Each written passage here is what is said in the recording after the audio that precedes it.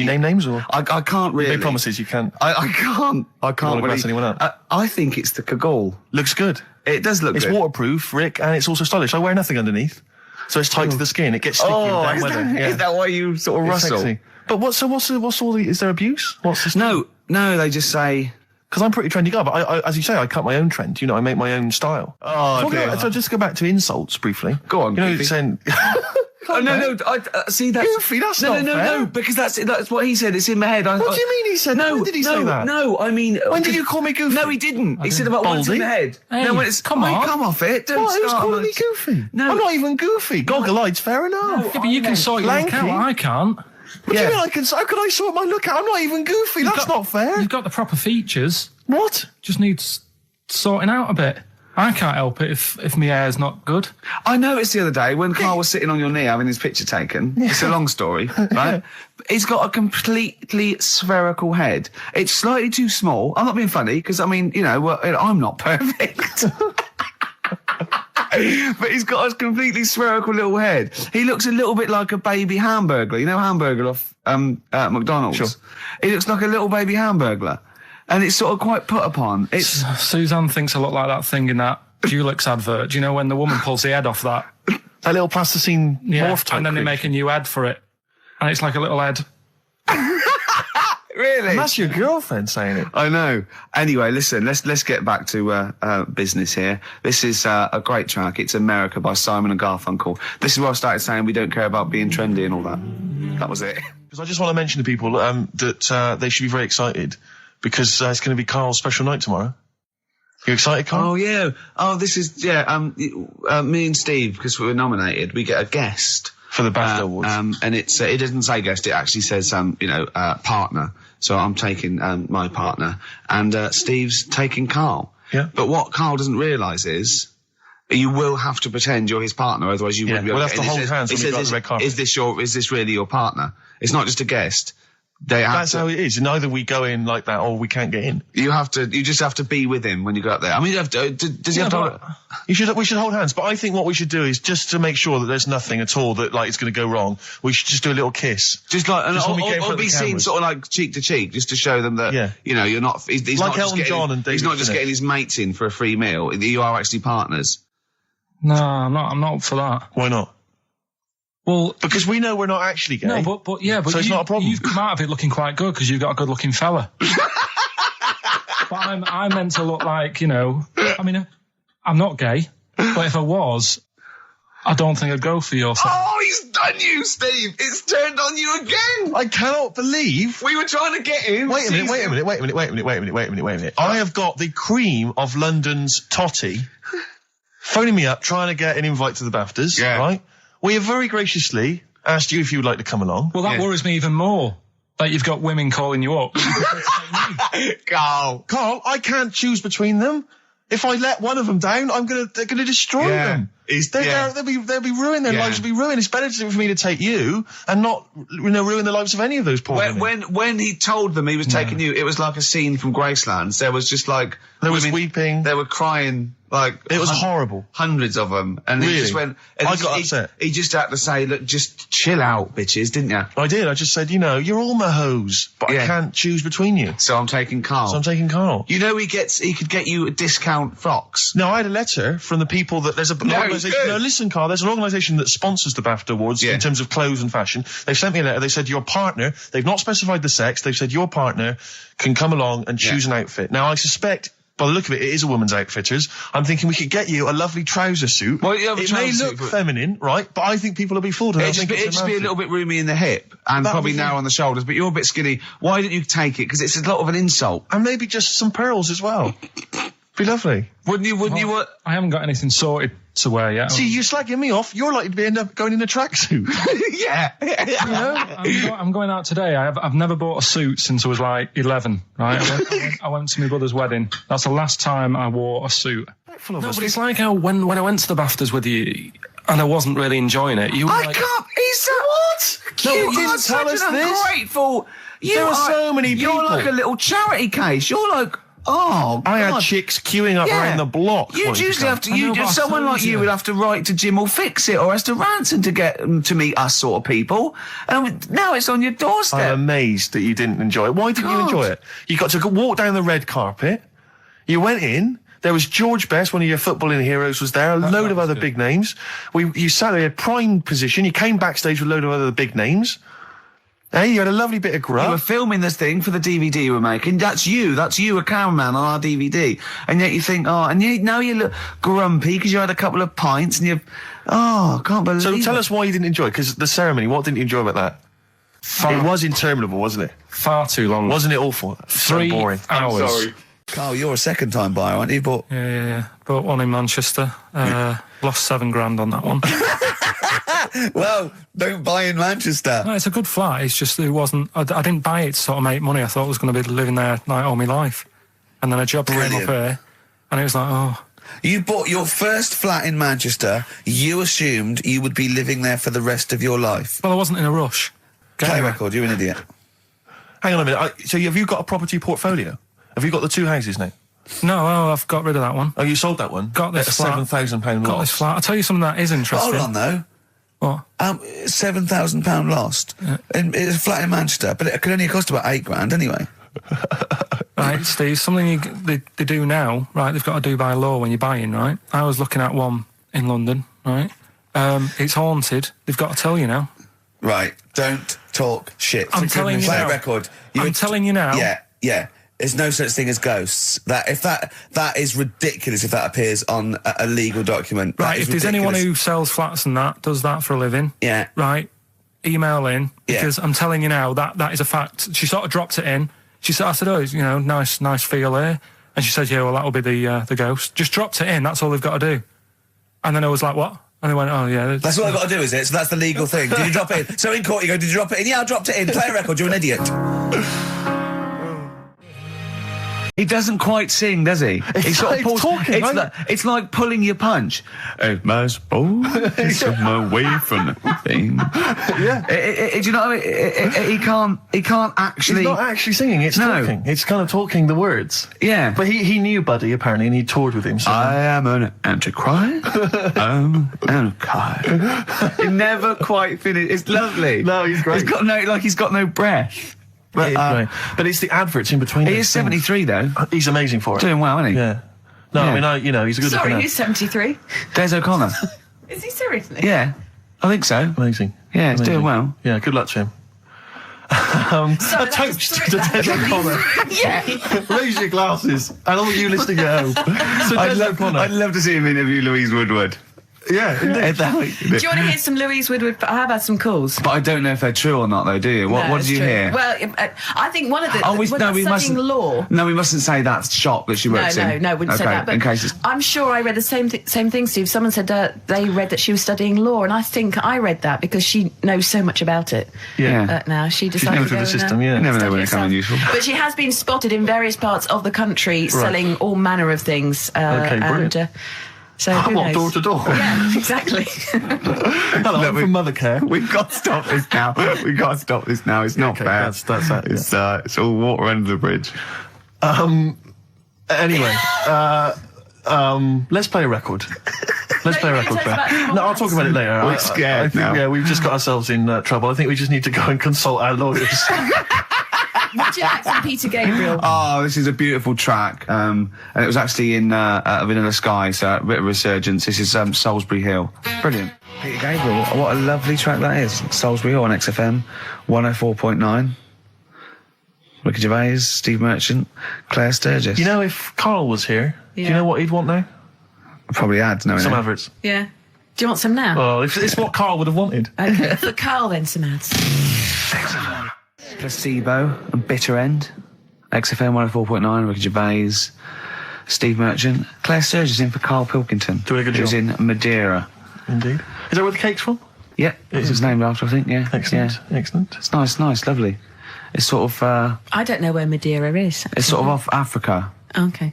But it's, I think... There are a lot of Portuguese. old people go there. There are a lot of old people there. There are a lot of old people Karl there. is essentially a He's old 50-year-old before his time, man in the body yeah. of a 30-year-old. Yeah. I know, yeah. I think it Whereas Ricky Gervais. Whoa. Party by the pool, it was. It was actually really good. I'd much prefer that than, we went to, Greece once, and we wandered in this place by mistake going through this, and it was just full of people in Everton shirts and Liverpool shirts and just drinking lager. Like, oh, where's the fun in that? And just, I can't, the idea of Butlins, millions of families screaming around would drive me mental. Butlins is the most extraordinary place I've ever been to. I went there with a bunch of friends. We can't slag it off, but I mean, not Butlins specifically, just anything. No, I'm not slagging Butlins off. No. It's just But it was just I've never been to an Butlins. extraordinary Yeah. place. The bars themed. One bar themed in the Wild West style. Brilliant. But a tribute band to Status Quo playing. Really? It was extraordinary. So you walk in the swing doors, and there's Status Quo playing, and everyone else is all the staff dressed in cowboy outfits. And cowgirl outfits, serving drinks. I've told you this before, but I sneaked into Butlins. We sneaked in one night, and we didn't know what was on, and they were serving lager and chips, and there's just loads of families and lots of northern men in short sleeve shirts and kids running around and stuff. And so they just arranged the chairs in the sort of dance hall, and they went, and now, ladies and gentlemen, the entertainment for this evening is David Copperfield, not the magician. And it was the bloke from Three of a Kind. Of course. He came out, he did it all, he did all the jokes, he did all the, hello, how are you? Oh, you're nice. You know, to people in the audience. And then his finale was he stood on a chair because there wasn't a stage, and he did Classical Gas, seriously, on guitar. And then they went out, right, and he went, thanks for it. He went off, and they stopped clapping, and he came back on to get his jacket. Oh dear! Oh no! Yeah, it was great. There was also a girl-boy duo in blue satin called Joint Effort, which I was loving. And at the end, right, I think it was on a Saturday night, so people were leaving sort of the next day, or Friday night, they're leaving the next day, and the kids and that were sort of like going to Redcoats, and they were crying.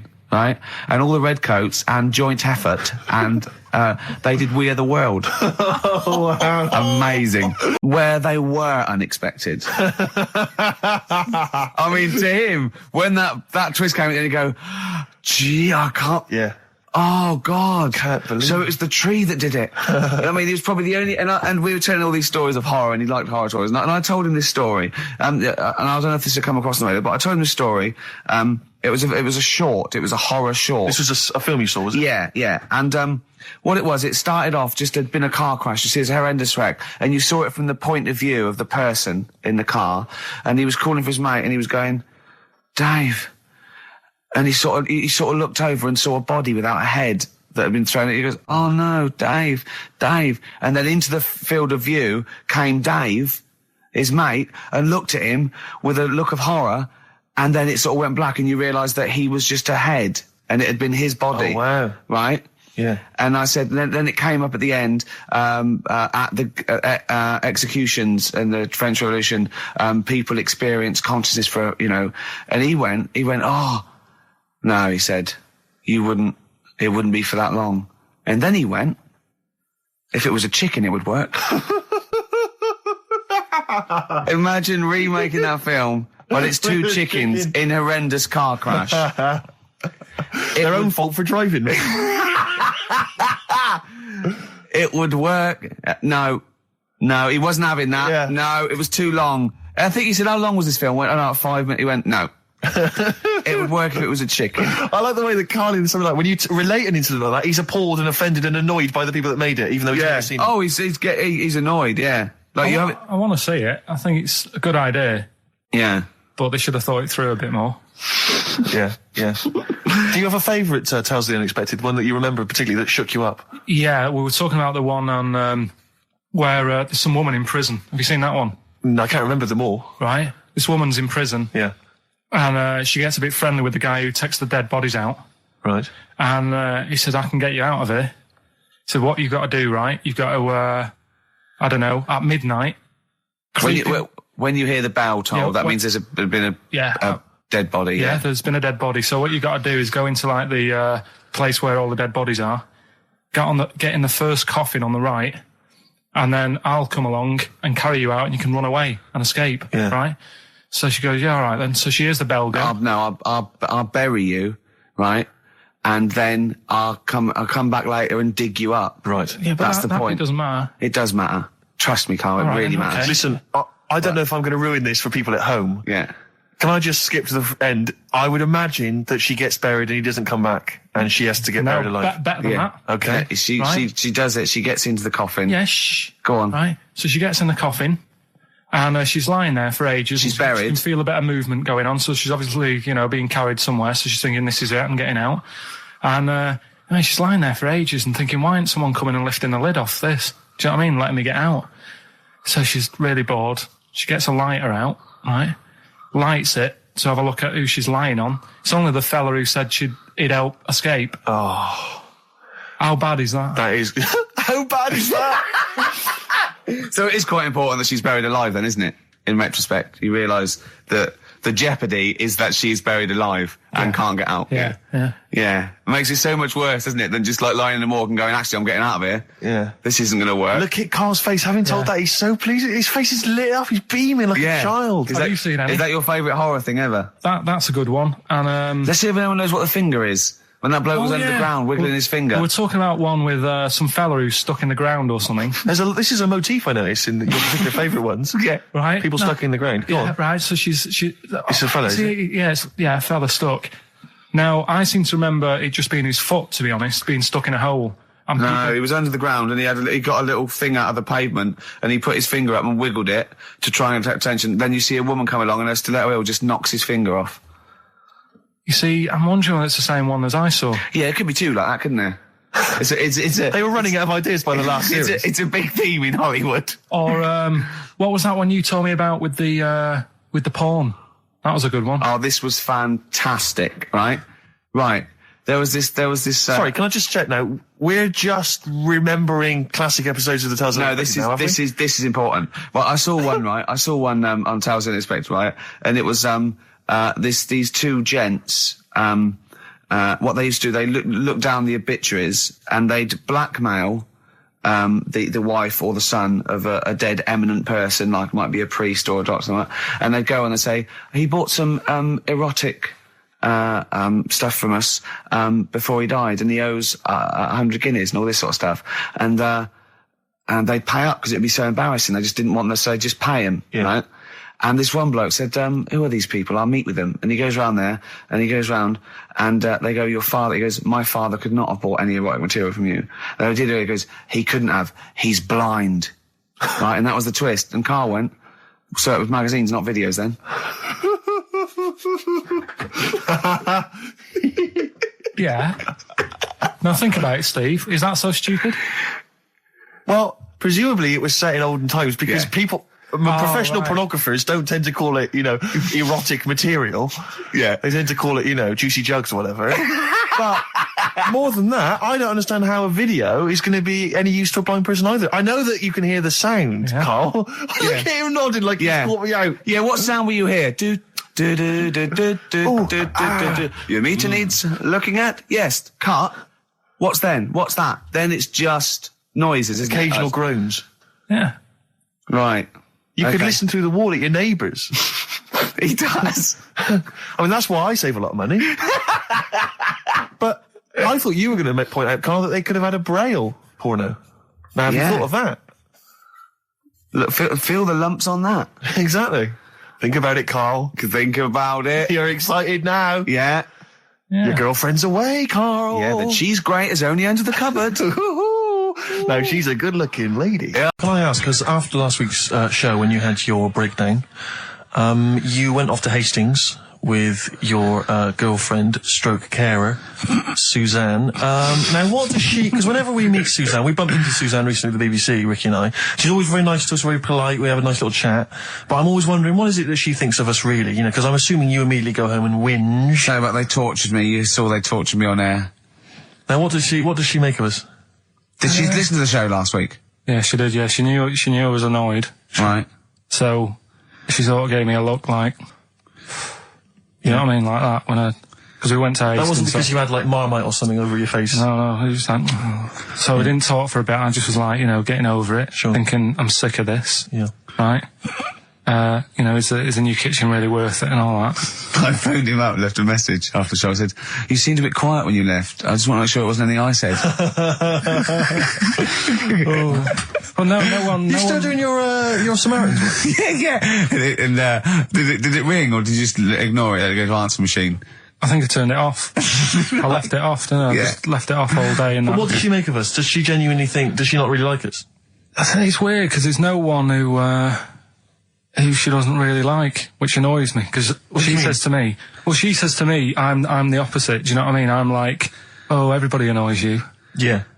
And it's like, well, but that's my choice, right? Sure. And that's why I don't bother getting mates and that. Sure. 'Cause it's just hassle. Yeah. Right? Yeah. But the problem is, sometimes me being like that affects stuff that she wants to do. So, you know, if a mate... Like see her family and friends. Well, let's not say her family or friends, but say if one of her mates had a baby. Right. Right? Right. I mean, you know... Naming no names. No. So this happened? Well, I've just got to watch what I'm doing, haven't I, now? So, The builder who knows you're slagging him off and saying he nicks stuff. Yeah. So, you know, she's got a few mates who have had kids recently. Right. Yeah. So one of them had a kid. Yeah, go on. Right. And she wanted to go and see it, right? And she said, you can come with us. And I was like, oh, you know what I feel about babies. Sure. You've seen one, you've seen them all. Yeah. So, They all look like Mel Smith. Why do I need to see another one? Yeah. right? And she's like, yeah, but come and see it. You know, you get on with them. Come and see them. And I was like, it's a long way away. Yeah. You know what I mean? That's probably narrowed it down again. Yeah. You know? So, and that annoys her because I can't be bothered. Do you know What I did mean? you say? You say, "Oh, no, I'm not coming to see him. I don't like I'm not him." going all the way to Swindon. What is he? Did he? Yeah. Or Birmingham, or Cornwall. Yeah, well, you know who you are. If you had a baby, Yeah, sort of in the last. and Karl sort of- didn't show and up. Karl didn't show up. And Suzanne said, "What Suzanne? What the excuse did she say? You were working or busy or?" Oh, well, to be fair, I was working, right? And they Yeah. are nice people and stuff. Oh, now you're backtracking because No, now I'm just do saying, they yeah. listen? Yeah, Do they listen to the show? They might do. So you know they listen to the show. So once again, you've got an anecdote where the people who you've admitted to not liking to see their baby or care about them are listening to the show. No. Maybe it's, I don't know, maybe the builder's listening once They're again. nice people, I like them. Just sound like their baby. just sneeze in the chili pot. When the kid's older, I'll go and see them. Yeah. Just, you know what I mean? When it's got its own little character. As a baby, it could be any baby. Do you know what I mean? It's got nothing to offer me. I know what you mean. It could be a toy baby. But you know what I mean? It could be a It's- bag of sugar. Right, are we're doing it now? Yes, sir. I noticed Heat magazine sort of put a bit of a spanner in the works. Why? Because they were saying, oh, maybe it'll be a Christmas edition of Rockbusters. And I'd already sorted them out. I wouldn't worry, Karl. Well, what I've done, I've cleverly tweaked them to make them Christmassy. So the Christmas bit in it has got nothing to do with it whatsoever, but I just thought... So you mean the clues have a Christmas element? Well, yeah, But it's the nothing bands to do with the aren't answer. it's nothing to do with the answer. Right. So why don't you just ask the normal ones and I'll ring a bell. I'll shake some bells. Well, go it's ho, the ho, equivalent ho. of that, but in sort of speech. Right. Brilliant. So the first one, there's a load of letters there asking for advice. Put them on Claire's desk. Oh, and have a good Christmas.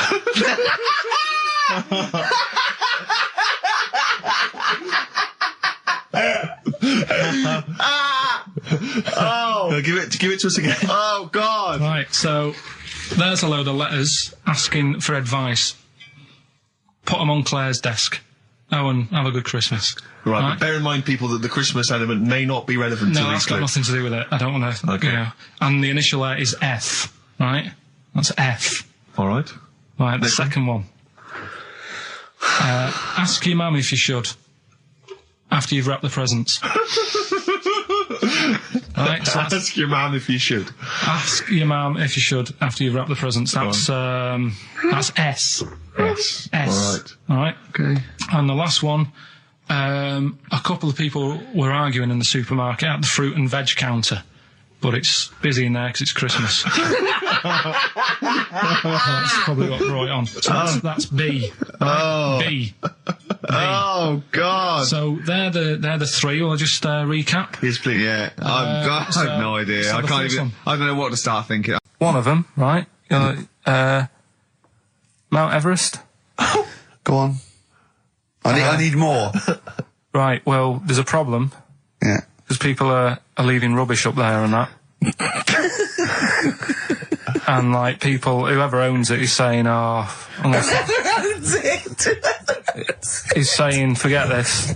They're leaving a mess and all that. But do you know why it's called Mount Everest? What was that? That's one, is it? That's one. There's rubbish on Mount Everest. No, How many people go up there?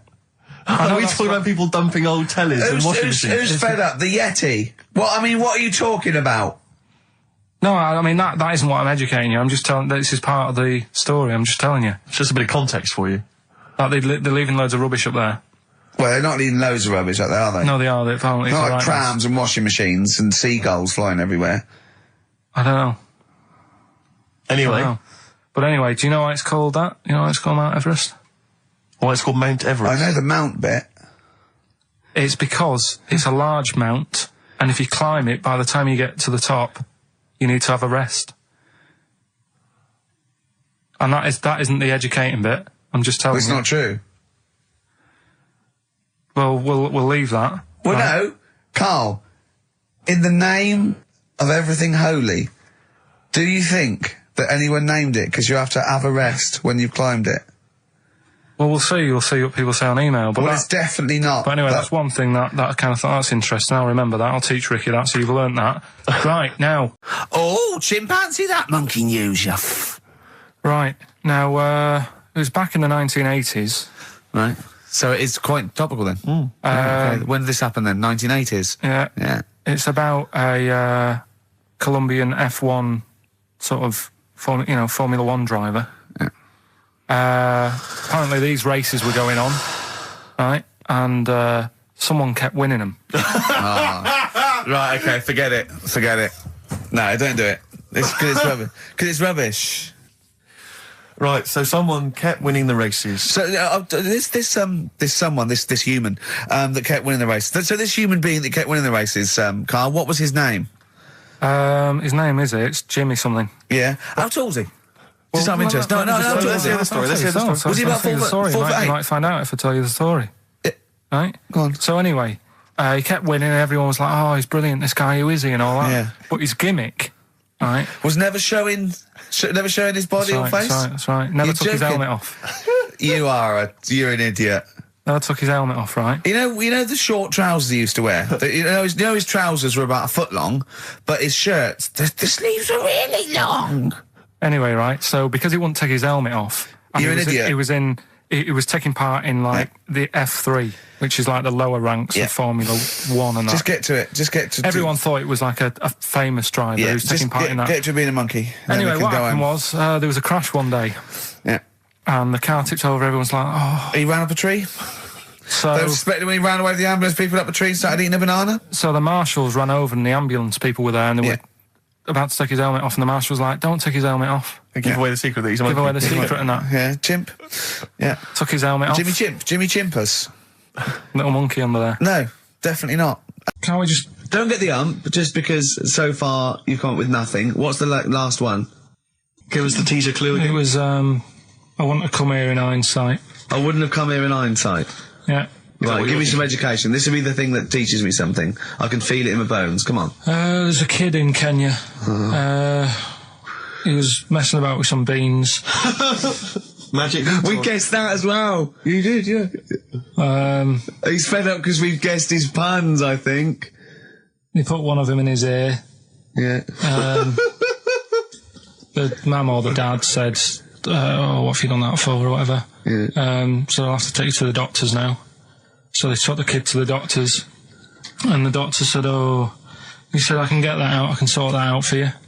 So, he took it out, and the doctor said, right, that's £3.50. And the dad said, I've only got £2.70 on me. And the doctor said, right, well, and he put the bean back in his kid's ear.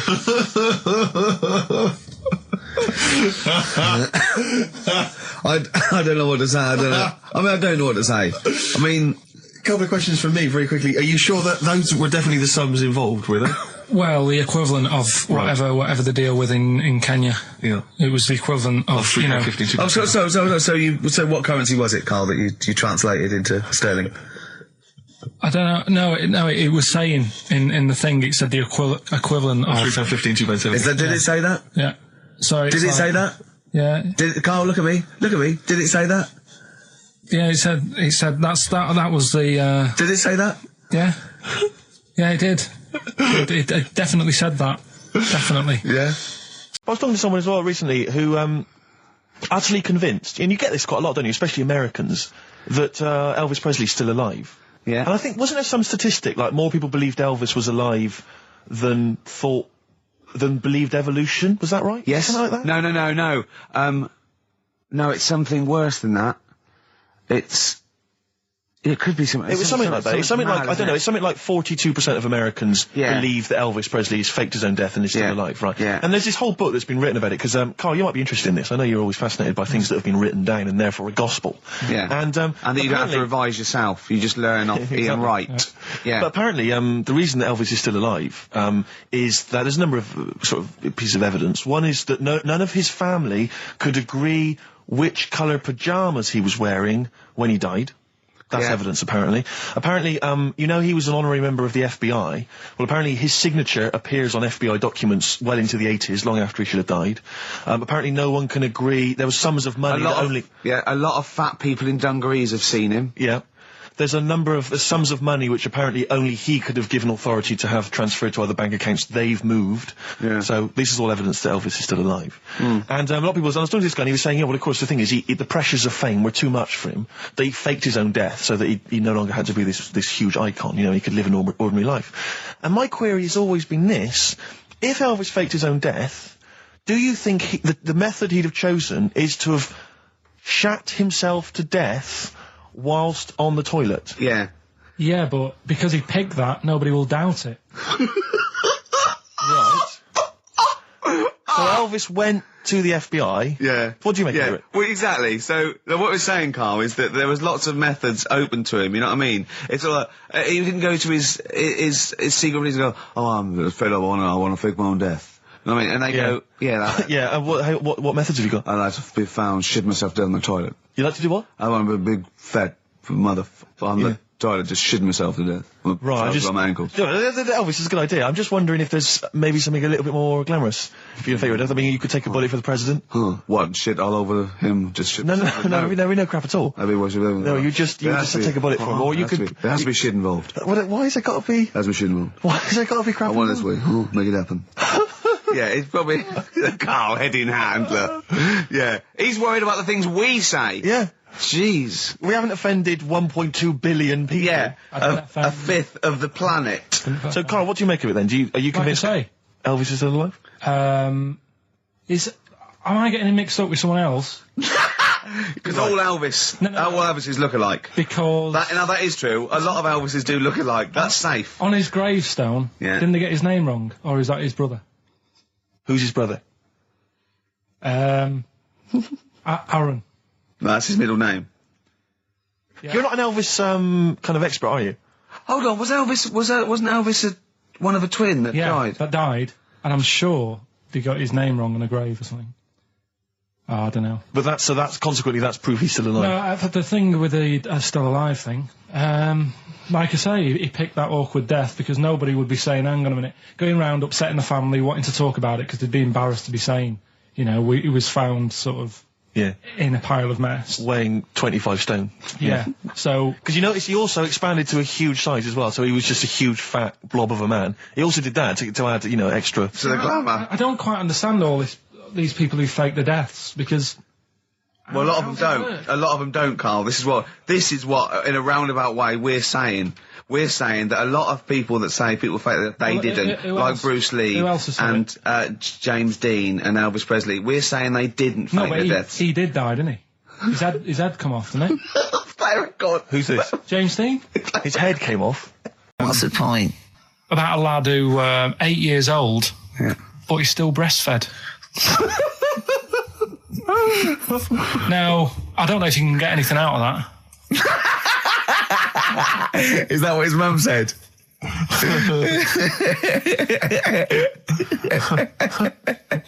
So, what do you mean I don't know if I can get anything out of that? You don't need to. No, it's just that, you know... Where did you read that? That was on the internet. Oh, well, yeah. You're always unspecific when you mention it. It's just it was on the internet. Well, I'm trying to think what I put in. I think I put in Y to see if I'd confuse the computer. And then, Carl, you are... No, honestly. I did a search, put in why, and it came up with funny things that, like, why is this person doing that? Why is that? And it had a picture of this 8-year-old lad, sort of, on his mum's nipple. And it was saying, is this healthy? You sure that wasn't asking you that question? What? I put in why? Just to confuse the computer. Like, we go, what do you mean? Yeah. Stop it. Yeah. Oh, look, yeah. Last week, I was walking home with him, and I went, he was saying something stupid, and I went, I've got a competition for next week. Let's do a phone-in, and it's called Karl Pilkington, Genius or Fool. Yeah. Right? And he went, No. I went, why not? He went, well, it'd be confusing because they say there's no difference between genius and being a fool. We do that, don't we? No, but it's rubbish. And people say there's a fine line between madness and genius. And, it's a ridiculous soundbite. They don't say there's a fine line between a genius and an idiot. Well, the people who do are idiots. Yeah.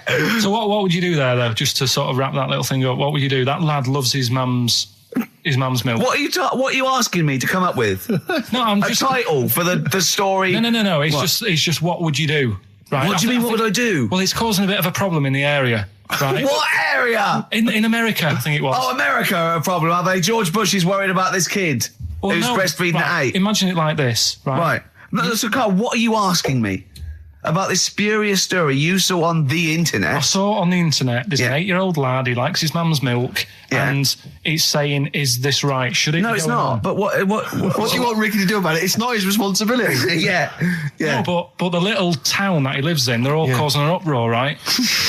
Going, this isn't right. I can't let my kid play out in case he's in the garden with his mum getting a bit hungry, right? So, what should they do? Because his mum's saying, well, he likes it. Yeah. And he, what do you do? I don't know the laws. No, but I'm not asking you to sort out the laws. I'm just saying, if you lived in that neighbourhood, what would you say?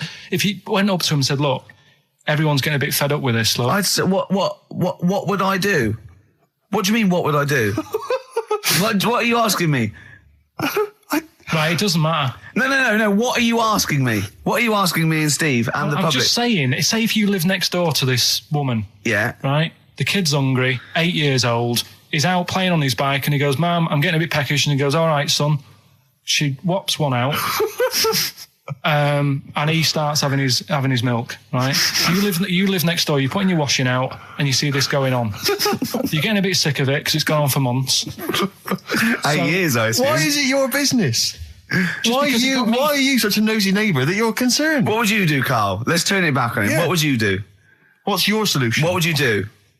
Well, I thought I'd say, right, why are you doing this? And she'd say, because he likes it. And I go, all right then, put it in a bowl first. And you think that would sort that out? No, because I was thinking about the whole thing, right? And you do that when you're a baby and everything's all right, innit? Yeah. No one bats an eyelid at a little baby having a bit of milk from its mum's breast, right? Yeah. You'd almost say it was natural. But you grow out of it. It's like you don't see. It got me thinking about things you don't see. And you don't see. Did you put this into a computer? Show me things you don't see. What else don't you see? Well, you don't see like an old man having a Twix. You never... So what? You know the terrible thing about all this, Steve, is he's right. You don't see an old man I eating a know, Twix. that's a terrible thing. So what they have got, right, they've made old man toffees, haven't they? They've come up with Gervais. Is that a song? Oh God! You don't see it. So they've got their Werthers, right? Yeah. So, look at him. You think he's giving a lecture at Oxford? It's not going anywhere. No, go on. Sorry. Go on. I'm just saying. Right. You grow out of things. Yeah. And the old man, I'm sure when he was a kid, he'd have a Twix. Yeah. Now it doesn't look right, so he's having... It doesn't look right. So, Right. I don't think Werther's originals were specially designed for old people. I think they were sweets that just happened to have been made for years. That's why old people eat them. Yeah. They didn't go, hang on, there's a market here. I've noticed old people aren't eating Twixes. Quick, let's make some old man sweets. But the little advert, he gives it to his grandson as well, doesn't he? He goes, I have a Werther's original. Oh, I think it cuts, though, before he throws it back in his face and goes, get me a Twix. Now, you weren't speaking to Suzanne last week at this time because you said she had a haircut, probably quite an expensive haircut. She's a lady in media. She's got to look good. She probably doesn't go to the barber like you or just shave it at home. Probably spent quite a little bit of money on it. She came home. She thought, well, my sweetheart, my lover, my sweetheart, you know what I mean? The man in my life is gonna love this. Well, he adores everything about me. He's gonna love my hair. She walked in. Hello, Karl. All right. You look like Dave Hill from Slade, is what Hugh said to the poor woman. And then talked about it on air. She was furious about that. So what did you do? Karl? she did listen, yeah. She wasn't happy. And she heard you slagging her hair off? Yeah. Well, what So this is probably annoying her now. Well, no, it doesn't matter. We can do a lot today because she's at work. So, And of course, no one's going to tell her. let's have a chat about a fat arse, shall we? Let's get it all done.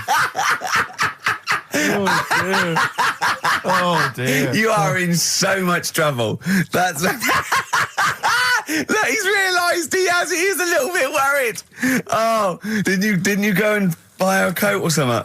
Took her out on Sunday and treated her to a new coat and that. Yeah. But I offered, I said as well, I said I'd pay to have it done again. Oh no, Karl! You have. Oh God! Oh my Christ! So she listened to the show. What did she say? You got home. She'd heard you slagging her hair off. Imagine that. He thinks that's a good thing. So like, we've won the polls. Brilliant. What are we doing? Well, you can have facial surgery now, love. It's sort of like it's just Christ. You offered to have it done again. Unbelievable. Yeah. But I got home and she's like all being moody with me, right? Yeah. You thought something's wrong, so you must have listened to the show when I was slagging off her hair. Well, his first thought was she's probably looked at herself in the mirror. She agrees with me. Yeah, that barber's been round again. Yeah.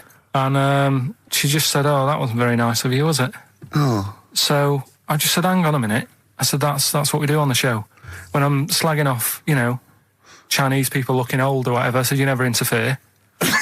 Sure. I love the fact. She's got to get her priorities right. I love the fact that she's in the same queue as a billion people you've never met. Yeah.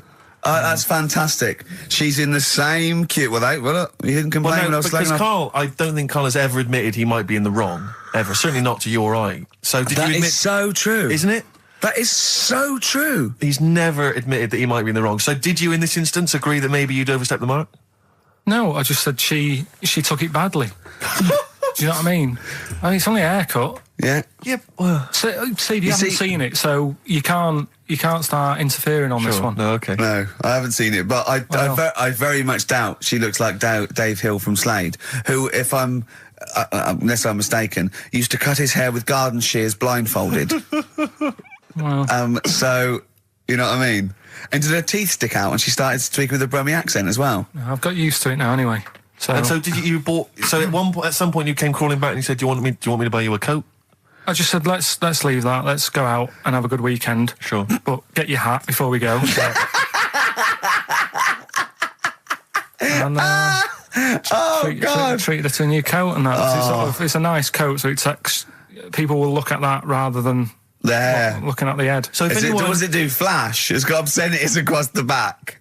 If anyone who knows Karl's girlfriend is listening, tell her. And maybe you're a work colleague and you're listening to the show. Because I think this is terrible. Get her to phone him now. Get her to phone him now. I mean, forget the phone on the XFM number. What's the fat arse complaint line?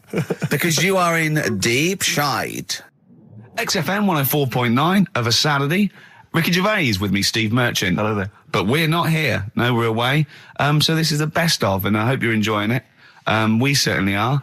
Made famous, of course, by Jimi Hendrix. Yeah. That's All Along the Watchtower, as originally done by Mr. Bob Dylan. On XFM 104.9. So, Karl, just take us through the moment where you gave this gift. Firstly, so you went into Boots, right? You thought, all right, 100 condoms. Brilliant. Okay. Did you wrap it up? I don't know if it was 100, probably 80. Right, okay. Yeah. Right. You don't want to go mad, do you? Wrap them up. I'm just resting easy knowing that he's not trying to breed. Right? No. Yeah. So I got her them. I got her Grease on DVD because she's always watching that. Yeah. Right? Yeah. So just think of when her mum said, what did Karl get you? Some condoms and grease. I was just, I'm glad he said on DVD.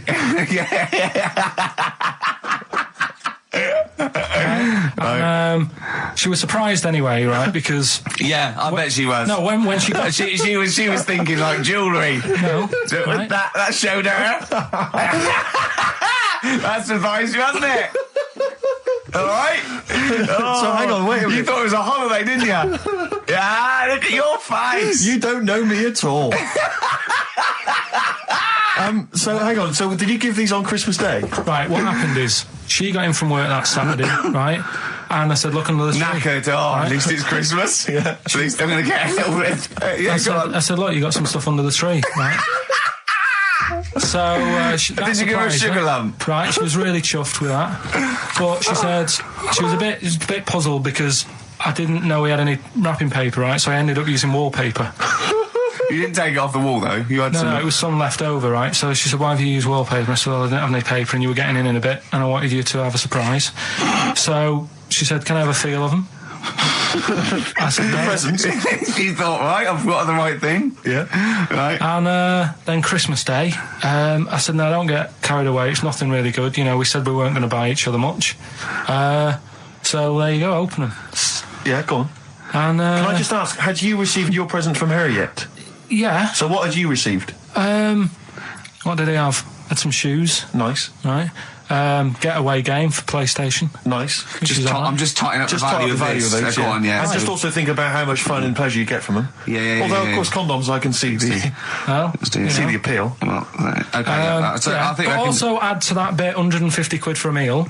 If you're going to start totting up, 150 quid for a meal. I bought her some shoes, 72 quid. Yeah, that was after the event, though. Doesn't matter. All right, so you received these, dare I say it, thoughtful and nice gifts. You handed over the box of condoms. They were wrapped up. She Well, unwrapped them. yeah. Go on, take us through it. Walk us through it. Well, it's not something you play with on Christmas morning. Oh God!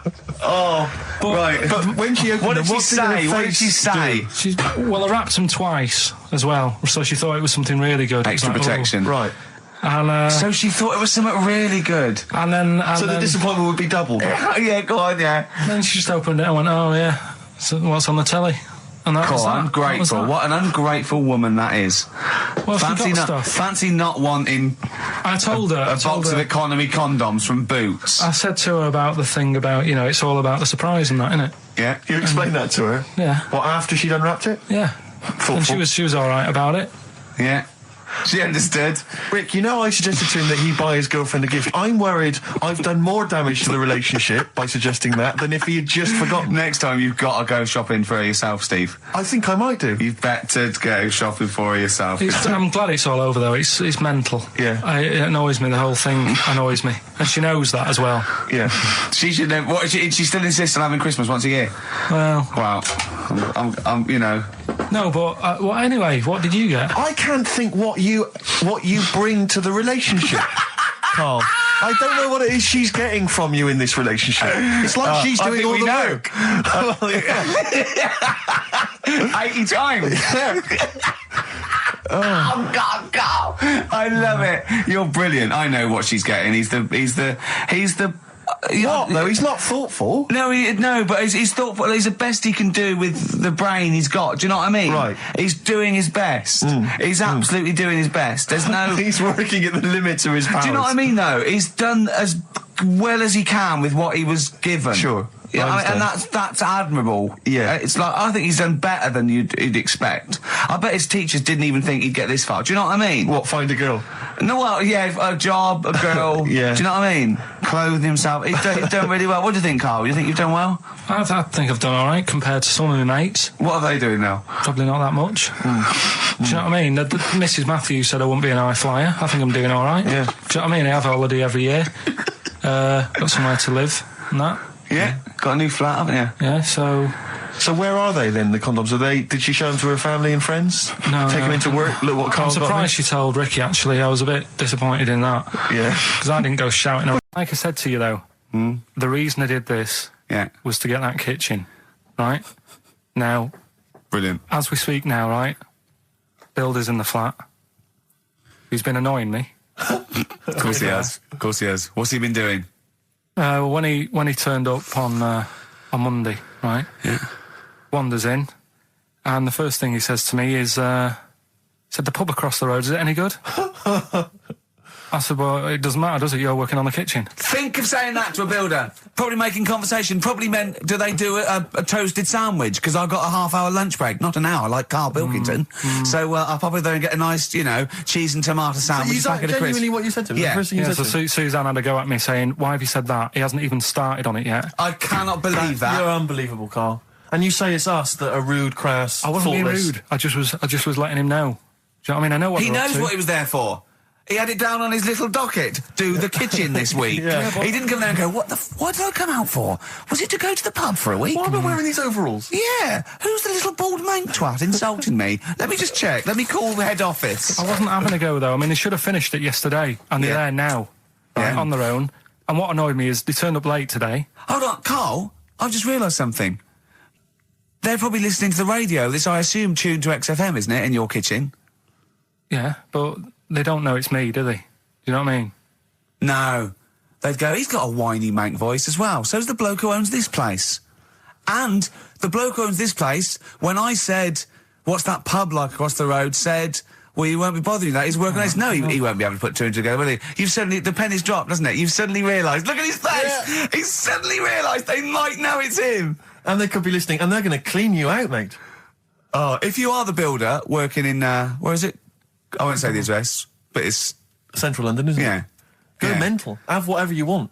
Opposite that pub that you like, He'll probably be in there now, so he won't be listening. Or insulting You know what I mean? a That's a further British insult. workman. He should have been in just go today. mental. He should have been at 8 this morning, Just which annoyed go me anyway. mental. Why? I really don't understand why they've got to start so early, right? Yeah. But he said he'll be there for 8, turned up at 9:30, right?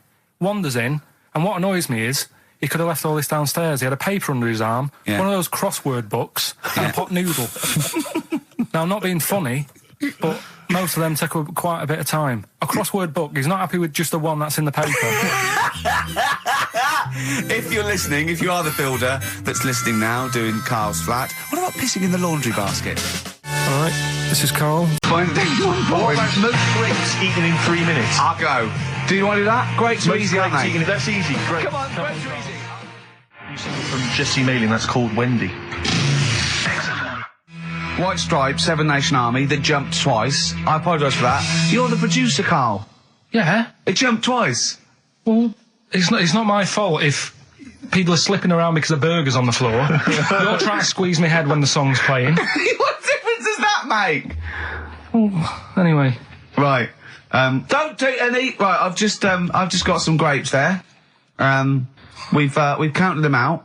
What's the record then? Okay, well, the most grapes eaten in 3 minutes. You've got 3 minutes, Karl, and you've got to beat Matt Hand from the UK, who consumed a total of 133 grapes in 3 minutes on the 8th of November 2001. Right, there's 150 So 115 there. Right. Okay. So you've got 3 minutes. What are the rules? The rules You just are... got to eat them and swallow them. And it's like Cool Hand Luke, right? You got to just stuff them in and don't choke, because I got worried with the burger. That's a good advert for McDonald's, isn't it? Not only was I impressed by the cheapness of them, but he couldn't even get one in his mouth. Yeah. So, value for money there. Maybe they'd like to send us some free stuff. Yeah, free or just money. Any some money would be good. Next week, Karl, you're eating Sony Walkmans. That's right. Yeah. Available for... Right, Karl. Right, I think this is going to be good, right? What we're going to do, right? We've got Song 2 by Blur set up. We know that's 2 minutes, so you can play that, because that'd be boring radio hearing Karl choke, wouldn't it, for 3 minutes? Exactly. So, when I say go, Karl, right, I'm going to go right on the minute, right? You've got to have a handful of grapes, and you've got to press Song 2 by Blur. When we come back, you'll be stuffing your face. Hold on. You don't ever do that. How can you work the buttons? I can do that. No, I don't think you can. You cannot touch the grapes until the opening note Yeah, of but Song hold 2 on. begins. When the Blur 2, when Song 2 stops, can we just push up the fader? So because you'll be stuffing Don't worry, your face. let's go, if we go, Okay. any second now. Okay, right, You're okay. ready, 3, 2, 1, go! And he's off. Good work from Karl there. He's approaching it cautiously to begin with. Cautiously. And he's keeping let's just, he's keeping people up. Come on, don't make him laugh. He's choking. Oh, Karl, quick! Keep going, Karl. Come on! What happened? Did he just throw up? No! Don't make him laugh! Oh, come on! We can make wine. Come on, Karl. You're doing so well, Karl. mate. I want to go. Come on. Only. Why are you making him laugh? That was a world record attempt. Come on. He's over.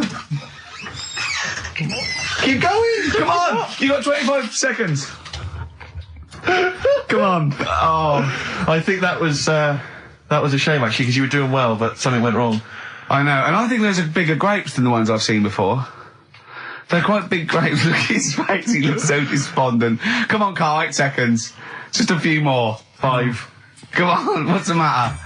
2, 1. It's all over, Karl. It's all over. Better count how many you did. Because you can get good at this. We can get good at this over the weeks. I think that was a fairly pitiful attempt, actually. I really thought he had a... It's interesting, actually. These are harder records than you might think. Yeah, I know. 6, 8, 10. How do you feel after that record-breaking attempt?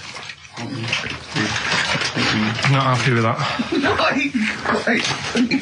What are you not happy about? The fella who did it, was he in hospital and just had loads of grapes? I was bored. I'm sure he wasn't producing a radio programme, that's for sure. Well, to be fair, neither are you. What was tricky about it? What did you find hard? I think having Ricky standing over me, sort of shouting, "Go on!" isn't normal. No. But that wasn't... He hasn't eaten any! Hold on, that's 50 left. That's quite a poor attempt then, by the seam of it. Would you think about trying to maybe do that again in a couple of weeks? Would you do some practice and try that again? No, leave it for the experts. And I noticed a tricky point. Maybe sort of when you had about 50 seconds to go, you seemed to be spewing things into the bin. What was that? Again, mainly Ricky standing over me. So 88. He's got 88 left. Okay, so what's the mental arithmetic there? Because we put how many in? It was 150 in the thing, wasn't it? What did I say? What did I say I had left? Well, I'm not doing it again. 88. So he had 88 left. So 62. God, you're only at 62. What's the matter with you, Karl? There's people start you at 62. That is rubbish. That's disappointment. Let's leave so that. you failed on 2 world record attempts there. 62, and the record's that is rubbish. What were you doing? Oh yeah, but like I said, I've got a small throat. I can't drink a drink quick.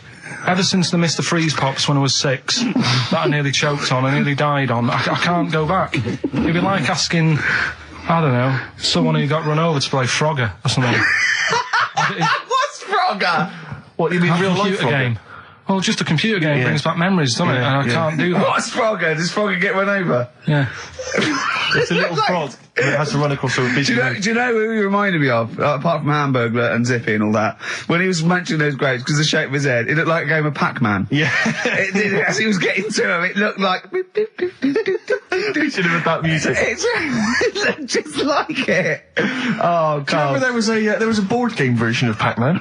Was there? I mean, the only thing that Pac-Man had was the fact that it was on a computer and it was a little face eating things. But imagine that as a board game. But there's board games of, like, things that you don't need board games for. Yeah. It's like there's board games of charades. Do you know what? You don't need that. It's like parlour games. Board games of let's watch the telly. Yeah. Let's play sit around.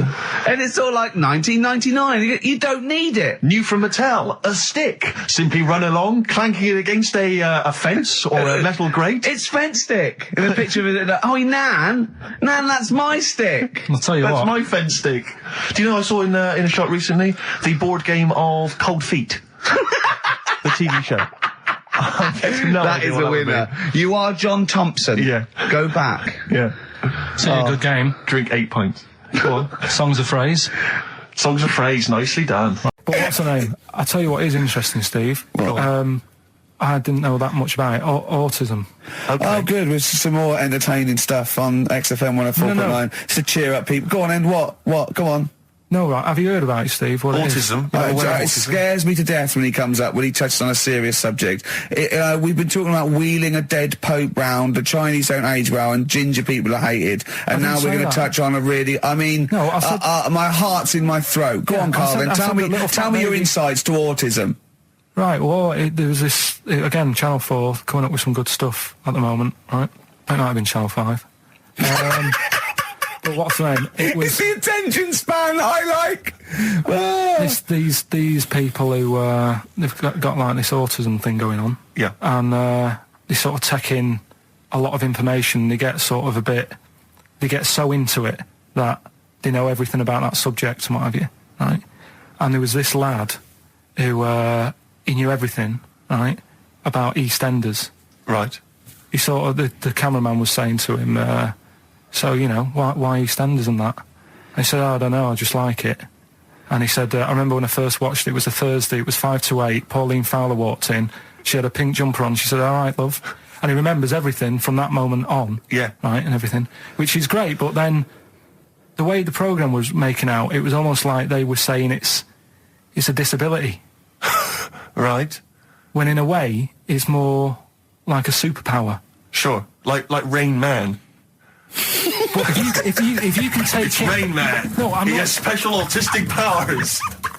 Oh, God, we were so for Rain Man. I don't know what to do. So I don't know what to do. he would be a great there's contestant other on Mastermind, things. sort of autistic Sorry. Mastermind. He'd Well, be what I'm dynamite. saying is, don't be watching EastEnders though. Sort of, why didn't they give him an encyclopedia and say, get into that? Sure. That'll be useful. Yeah. Keep him away from EastEnders. Wasting his time there. But I don't think it is a disability. No. Yeah, there are other things, and they're not. It's also autism is a matter of degrees. From what I know, and I'm sorry to have to do this, but I feel that I have to at least be the voice of reason, as ill-educated as I am on the subject. But I think there's degrees of autism. I think some are higher performance than others. There's other issues with it. It's not they're just got good memories. They don't go around doing tricks for people because they can remember stuff. There are other issues with it. Do you know what I mean? Right, well, I mean, they seemed a bit... But you watched the programme. What did you learn? That he knows when Pauline Fowler came in. Yeah, I mean, there was other bits where they couldn't control their emotions and stuff. Oh, that other little bit, yeah. But the main bit of it was he can soak up information and stuff, and I'm just saying it didn't seem really bad. Do you know what I mean? There's disabilities where people say that's a bad disability. It's like how people say about... This is brilliant. This is just like this is amazing to be in a room with this man. It's incredible. You just wind him up and listen to what comes out. And I'm going to sit back now. I'm not going to defend you or explain anything. Just go on and tell me about the other disabilities that are worse. What I mean is how people can sometimes easily get mixed up. How people are scared of like a cyclop. When at the end of the day, he's got a disability. A bloke with Who's scared of a cyclop? No, it's apart just from like Jason and his Argonauts. Where's this cyclop that you're scared of? No, I'm just saying in history and in books and that. No, not in history. History happened. Yeah. What are you thinking of? You're mixing history with Greek mythology and Roman mythology and every other type of mythology. What do you mean there wasn't really a giant cyclop that went round picking up ships and throwing them around? That's not history, Karl. Do you think Batman's history? No, but it was ages ago, wasn't it, when we were sort of No, I'm not saying it didn't happen ages ago. I'm saying it didn't happen. Well, it might have done. What's so ridiculous about a fellow with one eye? In the middle of his head, and he's big and scary and lives in a cave. Why is he scary? Because if he had 8 eyes, I'd be scared of him. At the end of the day, he's got a disability. We'll talk about it in a bit. White Van Karl. It's you, White Van Karl. Yeah, this is where we steal the White Van Man column from The Sun and basically fire those questions at Karl, getting his opinions on the week's news. Okay, Karl. Okay, what do you make of this? David Beckham apparently was driving despite having an injured foot and just further threatening his World Cup chances. And obviously, you're a big football fan. Well, I'm not that big. I like the odd game. Sure. Would that hurt him? Would that hurt his foot? It can't be good. Is it in a plaster? It's not a big cast. Sure, it's better to drive than it is to walk on it. Good point. Fair enough, yeah. Go on. Can't argue with that. Can't get the bus, can he? Okay, and what do you make of this fascist leader who's having a lot of success in the French presidential elections? What's he doing? Have you not come across this story? No. Right, this is one of the big political stories. He's got far right that got nearly 20%. He's a far-right fascist leader, and he's having considerable success in the French elections. I don't think we should be asking Karl questions like this. Not something you've got to I'm getting scared. There's all sorts of bad stuff going on in the world that we don't know about. Yeah. But we know about this. Yeah, but you're better off not knowing, because there's nothing I can do about it. You're absolutely right, Karl. Fair enough. I can't argue with that. Oh, God, that's man alive. fantastic. That is brilliant. White van, Karl. Yeah, White van Karl. I mean, for those that don't know, we do this. We ask Karl the questions that the Sun asked someone else. That's right. The Sun every day asks some, average Joe his views on the week's big stories. Karl, let me ask you now. What do you make of Prince Harry smoking openly at a polo club? Are you aware of this story? No. Was it? Go on. Prince Harry, you know that he's one of the royals. Yeah. And he was seen smoking openly, a fag, a cigarette, a polo. Third in line to the throne. Something like that, yeah. Imagine that. Someone smoking a cigarette was third in line to the throne. A cigarette, Karl. Is it a non-smoking polo club? Do you know, I don't know, but if it were, would that make things even worse for you? Well, no, yeah. seriously, what do you make of it? This is, the whole, the furore is he's a role model, he's a royal. Should he be seen puffing away in a public place? I don't think it matters, does it? Not a concern for you? How old is he? Is he old enough to smoke? I think he probably is, yes. Right, yeah. Well, I think the trouble with this role model thing, with anything that's legal, it should either be illegal or not. Yeah. I just don't think you can impose things like that, because you could say that it is bad for you, and it is bad to start smoking, and it really is bad for you, it causes cancer and everything. But everyone knows that, don't they? Well, yeah, but you should either make it illegal or shut up about it. So this is Karl you're asking, isn't it? I am indeed. Sorry, So we can throw these questions your way as well if you fancy. Sorry, yeah. It doesn't matter. But Karl, what are your views generally? I mean, it's obviously cigarettes are perfectly legal and so on, but what about stronger narcotics? Because I know you're very scared of drugs and stuff, aren't you? I'm not a fan. No, what's your concern? What's your worry? Just like you might get into them. It's like you might have them and go, oh, this is all right. Exactly, Karl. Exactly. Although I was talking to you about it earlier, and you weren't very sympathetic about a lot of young people who have perhaps gone to crack or smack. You didn't you describe it as their own fault? Sometimes it is, isn't it? Yeah. I mean, I could have turned to it where I grew up, but I said, well, don't want to do that. It's not good for you. Sure. And I avoided it. You turned to ghosts. So you've got no sympathy for anyone who's a drug addict? It's their own fault, is your... It depends, doesn't it? Sure. Do you know what I mean? You can be an addict if, I don't know, something... I'm trying to think of a nice way that well, you most might people start on stuff like that because something really traumatic's happened to them. Very few people go out for a laugh one night and go, let's all try it. Sure. So, but... Yeah. Just say no, I suppose, is the Just say attitude no. in the end. Listen to the cast of Grange Hill. Now, this will scare you. Now, Karl, you will be a little bit unnerved about this. Have you seen the film Jurassic Park? Yeah. You know what happened there? Well, according to the Sun here, it says scientists are planning to clone mammoths for a theme park. Look at his face. Look at that. He looks like a dog caught in the headlights of a car. He's terrified. I love Karl. He sprung to attention Karl. there. Is that the best news you could have? Man moths.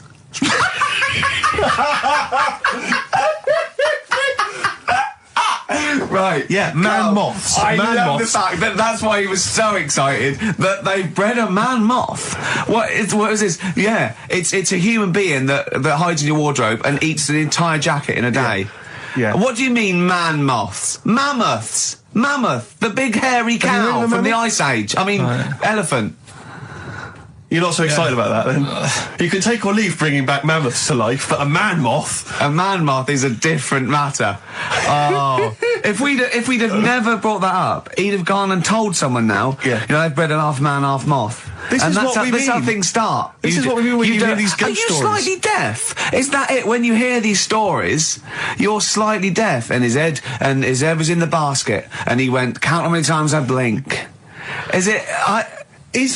Karl, is English your first language? Are you actually foreign? Is that the thing? Yeah. Should we speak when we say slower? foreign, we mean not of this planet. Yeah. Should we speak slower? Would that be a help to you? No, go on. Next What do you one. make of that? Do you think that's good? The Do you think idea that's of good to bring back mammoths? prehistoric animals. These giant elephants. They're slow, aren't they? It's not as if they're going to, like, get out and run fast and they can't capture them. They'd probably be a like fence, to be elephants, honest, aren't Karl. They'd probably be a fence. they? No, but I'm saying, but you're asking it as if, like, oh, it could all go wrong, but it couldn't, could it? Well, Really? but the point was about Jurassic Park is they thought it wouldn't go wrong. They thought they had it all under Yeah, but control. that was and Have you dinosaurs. learned nothing from Jurassic Park, Karl? Dinosaurs would say, oh, think about it before you do it. But with a hairy elephant, it's not going to... Not a concern for you. Would you go along to see him? Would you be interested in that? If it was in the area.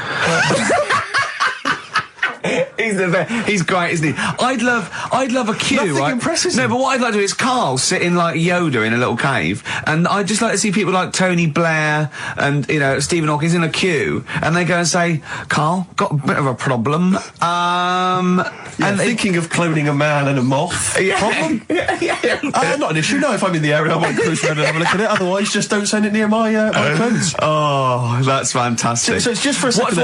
As the words man moth came into your head, how excited were you? I mean, were you both terrified and excited? For the moment when you thought that they'd cloned a man and a moth?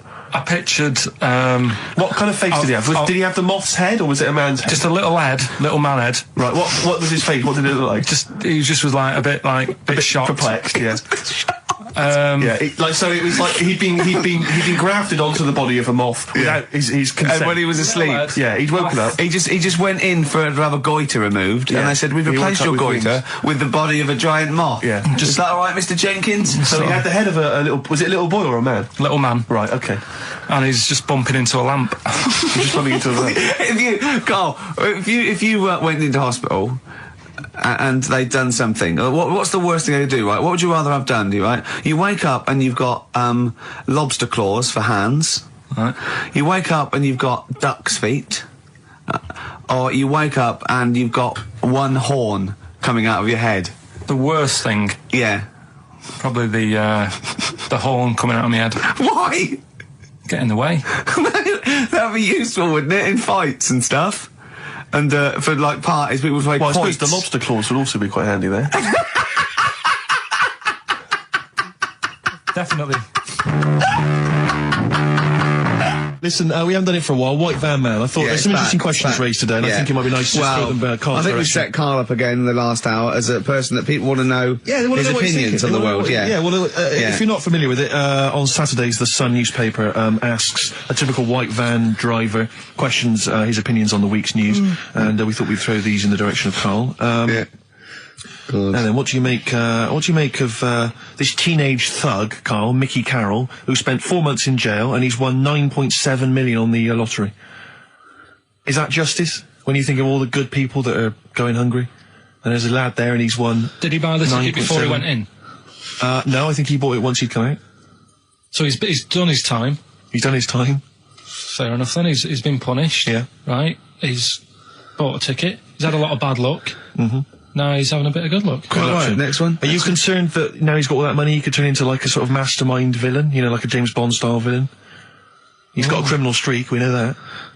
Is that a concern for you? I mean, Well, we imagine don't. that he could build some kind of underwater We fortress. don't, with my lawyer's hat on, we don't know that. Yeah, well, well, he'd have to prove that he didn't have a criminal streak. I'd say that you've been in jail for 4 months. Yeah. But sometimes people are bad because they haven't got any money, so he might be Interesting an point. angel of gold now. Or whatever Yeah. it is. It's a long time since we've had any white van, Karl. For those that don't know, From his dinghy? Sat in his dinghy. That is brilliant. it was an inflatable thing, it wasn't like a wooden. Yeah, an inflatable one. Yeah, big inflatable Did you one. ever go around and visit him? Yeah, now and again. Was it weird seeing a 60-year-old bloke in a suit in a dinghy inside watching two tellies? It's weird out at the time. I thought nothing of it. Which of the TVs stopped working properly first? I mean, did he... let's say the sound went on one of them. Yeah. Did he carry on watching the other one, hoping that the other one was fine? Or No, he did went and got a new telly, and then the vision went on that, and he went, oh no. He went, hold on though. Wait a minute. I've got another telly in the wardrobe that I haven't used it. It must have been like that. Yeah. Wow, he sounds brilliant. Is he still alive? Yeah, he's still around. Yeah, I haven't seen him for years, but he used to. Be all right in Was the he flat. married? Be all right, be all right. I think that's what happened. I think his wife passed away, and, Right. and that's when he had all this. You know, he had a boat. And it's like, oh, where am I going to put it in a bed sit? And it was like, hang on a minute. Yeah. You know what I mean? Sleep in that. So, yeah. I wonder if he ever brought any women back. Just the idea of bringing them back, getting down to it. Shall we move into the bedroom? Ahoy! Oh, that is fantastic. What were we talking about before? So you know the most complaints ever, the Last Temptation of Christ. I haven't seen it. Was it? It's Scorsese, isn't it? It's Martin Scorsese, and I've bought the film actually recently because I was intrigued to see it, but I've not actually watched it. But from what I understand, the reason that it was so outrageous is because it has a whole sequence which shows what it would be like if Jesus had lived his life and not martyred himself on the cross, but lived his life as a human being, part of which is him having sex. And so I think that was chiefly what the outrage was, that it was showing this godly man to be, as human as he was supposedly, because he's supposed to be human as well. So that's the reason. That was the reason that there was complaints there. I don't know. I haven't seen the film. Well, I can't say. You see him, do you? You see him having sex, I think, yes. Although it is an actor, Karl. Yeah, it's not actually Jesus Christ. It's not the real. It's not the real Robert Powell. No, it's an actor playing Robert Powell. Is that, you see, sex on films and all that, right? When I was growing up, I'd be watching. No, I'm just saying an example of this, really, right? When I was growing up as a kid, and I'd be, watching films with my dad, right? He'd really be enjoying a film, right? And then a sex scene would happen. Right. And he'd go... On film? Or just behind you? Yeah. In the film, a sex scene would happen. Your brother up to his old tricks again. And he'd get up and go make a cup of tea, right? Right. Typhoon? That he'd stolen from some sort of telephone box? And, even recently, he thinks it ruins a film. Do you know what I mean? Because there's no need for it to happen, is there, really? Yes. Why? Sometimes it's warranted. If the film itself is there's some films it isn't though. Some films it isn't. Of course, some films it's arbitrary. I think the films that him and his dad watched together on Channel 5. Probably not. Is it only on Channel 5 in your house? But let's put it. Yeah, if you're watching, I don't know, a late night Friday night, from 1983. Yeah, Illegal Briefs. A beautiful lawyer has to defend a man who may be a killer. She falls in love with him, but does she know the real man? Oh dear. You know what I mean, though. Lest you forget, of course, that I... Love Heat. With the bloke that is now in... Go on. Of course, that I, according to the Internet Movie Database, I once appeared in one of those films, in the film Killer Image, a Canadian film, I believe, from 1989. According to that computer... it's all wrong, isn't it? It's all wrong. It's all wrong. Of course it is, yeah. Apparently, I was in that, and I played the role of Kirk. Was it a porn thing? No. I think it's just an erotic thriller. Oh, right. That I suppose it is. You only had a very small part, though, didn't you? Indeed. Yeah. But no, do you know what I mean? Sometimes you don't need to go that far. Say, like in this Jesus program, right? Film. What's it called? The Last Temptation of Christ. Just like talking. You know what? What's his name? Is it Ralph in The Simpsons? Yes. I drawed a kitty cat. It's like talking to that. Yeah. No, but right, this temptation thing, right? Do you know, often we don't get that many complaints on this show. We don't get very many complaints. And I think that's either because there's no listeners, or B, it's because most people agree with Karl. And that terrifies me. Or they let him off, because it's like, you can plead insanity, you can go mental and kill a few people, where they go, oh, he's a bit bad. No, but was it because, they're saying that he was having it away? Or is it because you saw it? What got the complaints? The complaint was the very suggestion that Christ it was a blasphemous thing, not the fact that you saw an actor's knob. So what about if they just cut it down a bit and you saw the little stable door closing? It wasn't the baby Jesus having sex. It was the grown man. The stable door shutting. No, but you know what the they do? nativity scene. That is brilliant. The wise men saying, I can't believe we brought myrrh, we should have brought condoms. Yeah. There's 2 for 1 offering, Boots. Yeah, I don't know what we were thinking. With frankincense. It's always awful. Should we apologise now to the Christian church as well? So Sorry, the little Chinese fellas, little Welsh fellas, and the little Christian fellas. We haven't said anything wrong. No. It's like, you see, when I was growing stable up... door. I love the idea that in Karl's world, he was born in a stable, just thought, well, I love this place. Yeah. I'm just going to stay here the rest of my days. This is good here. Oh, brilliant. But when I was watching telly with my mum and dad, it still happens now, right?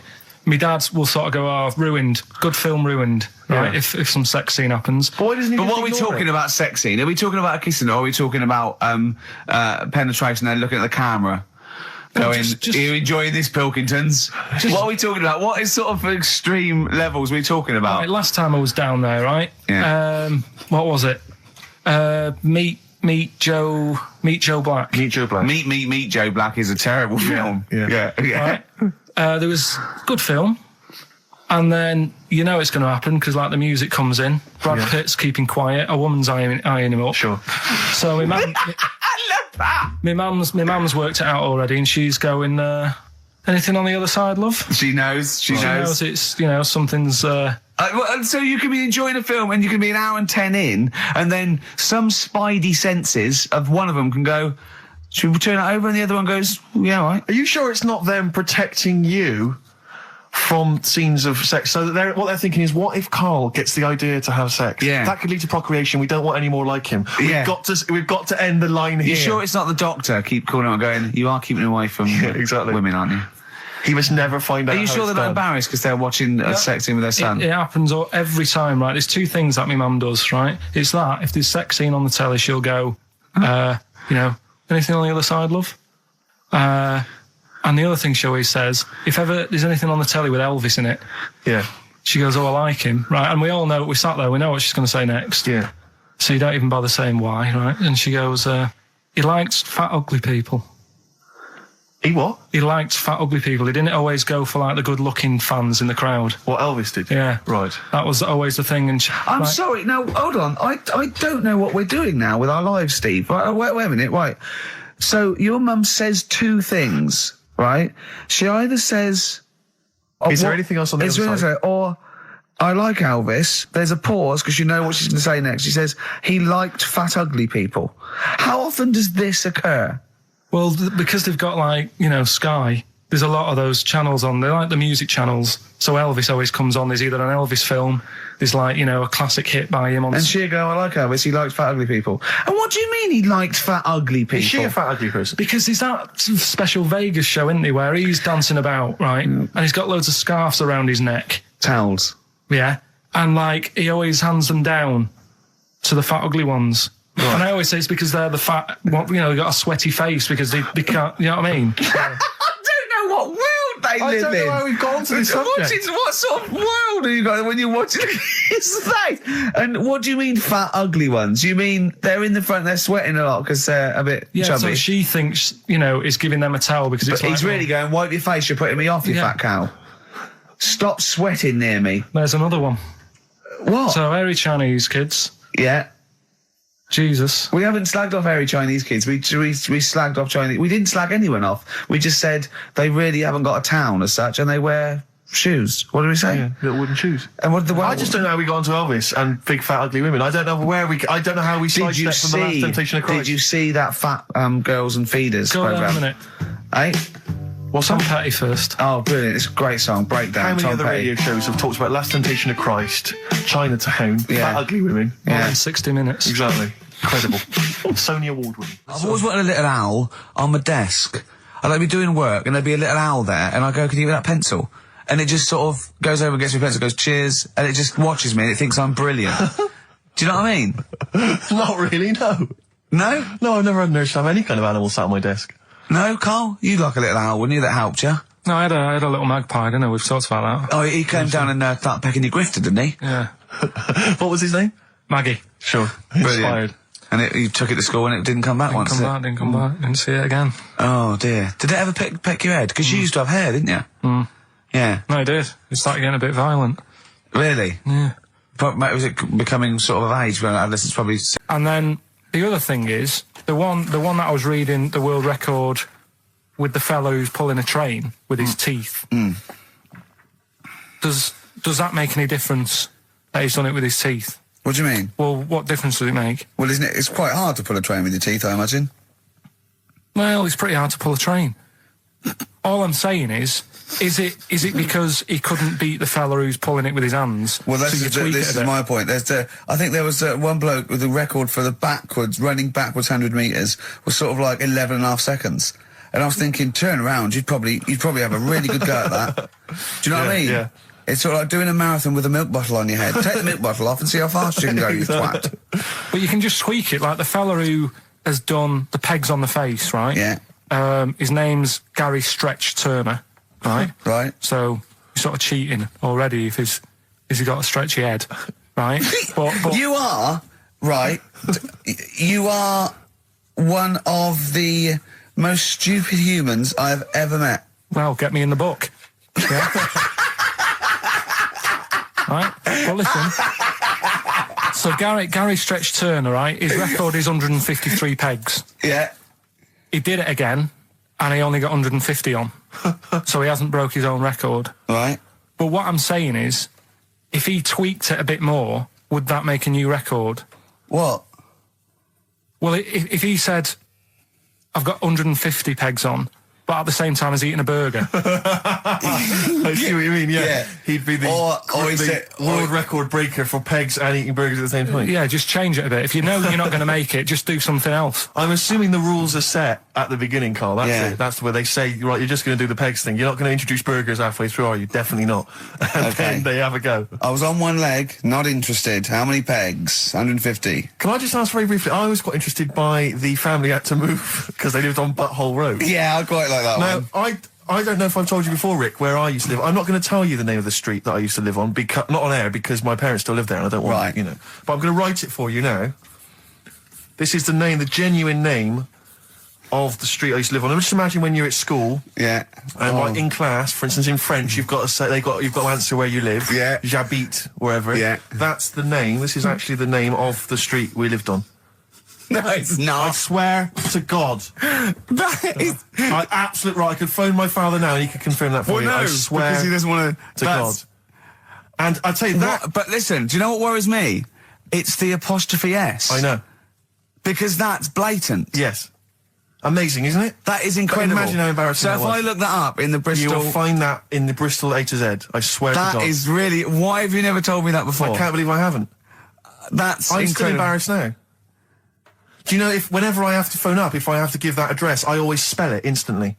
Really? Like, somehow that'll hide it, that'll disguise the name. But I can't get over that. Anyway, if you perhaps live in Tits Avenue, you know, or... Wankling Drive. Wankling Drive, just get in touch. Let us know. We're not really interested.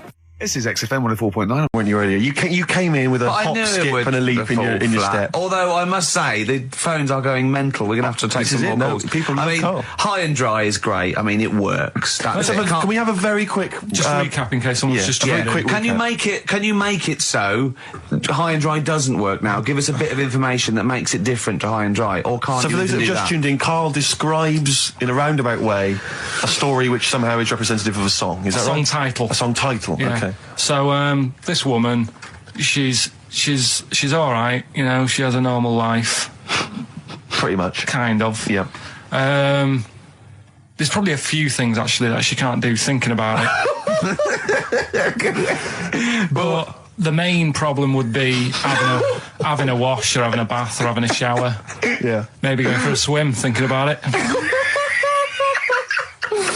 Right. I think water is the clue, isn't it? That's the clue. Who's that on the line? Hi there, it's Mark. Hello, Mark. Hi, Mark. Right, What do you it think? Smells Like Teen Spirit, Nirvana. No, it's not. That's a great guess. Smells Like Teen Spirit again. It's also brilliant. Thank you, Mark. Well done. No, it's not that. All right. Hello, XFM. Oh, that's a dodgy mobile. Oh, that's a bit of a clue. A dodgy Hello, mobile. XFM.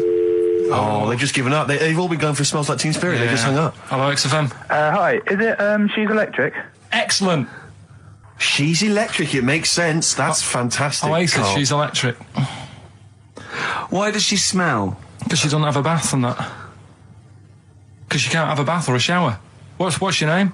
Neil. Neil got it. Neil got it. So, did you get it straight away? No, only during the song. A process of elimination from all the other wrong answers. Yeah, basically. So, She's Electric. Rick, I have to say, you're holding your head in your hands, and it looks like you want to shoot off. But I have to say, I thought that was quite good. I genuinely thought that was quite good. But it's not a cryptic clue, is it? Because it's not. She smells. There's a few things you can't do. She's electric. yeah, but do you understand what I'm getting at? She's electric. I always understand what you're getting at, Carl. That's never been a problem in the years I've known you. Neil got it. Yeah. I have to say, Rick, I think you're down on this idea. I could definitely see that ITV1 replacing Celebrity Get Me Out of Here. Karl Pilkington hosting. Simon Mayo on the phone Exactly. to the lawyers. Well, Neil, there's no prizes or anything, but well done. Well done. That was well worth it. Right. Well, you go away with the award in the knowledge that you've beaten Karl. Yeah. You can secure the knowledge that you thought how Karl does. Absolutely. Well done, Neil. This is the Best Of Show on XFM 104.9. Don't steal our son. Please, lads. Thrills on XFM 104.9. I'm Ricky Gervais. With me, Steve Merchant and Karl Pilkington. Yeah. Little Carly Pilkington, little baldy mank, whinging little twat. How are you? Yeah, all right, yeah. What are you doing? Happy? Feeling a bit happier today? You look as full of spunk, as they say in America. Yeah, I'm all right. Just a bit of a miserable day, though, isn't it? Yeah. A bit miserable. Yeah. Walking in today, right? Do you know I walked through, like, the sort of the gay district of London and that? Right. You don't walk, you mince, don't you? I'm just walking through on the way to work, and I'm always interested in their little shops and stuff that they have, right? Loads of Their little shops. There's nothing to be ashamed of. If you want to go in and buy something, go in and buy something. I'm just having a look at, looking in the windows and stuff. Little postcard just near the entrance. Yeah. That's meant to tease people in, to make people go, that sounds good, I'll nip in, right? Little postcard, free butt plugs with every sale. That's great. How did we get from 5p off milk to free butt plugs with every sale? Wow. What society come to? Well, it's because we're liberated, Rick. Yeah. You know, it's an open society. What did you buy to get them? You didn't buy... No, I didn't. But what's the purpose?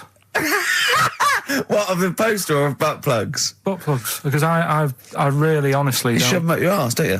Whoa, slow down, bum. Shove them up your bum. Yeah.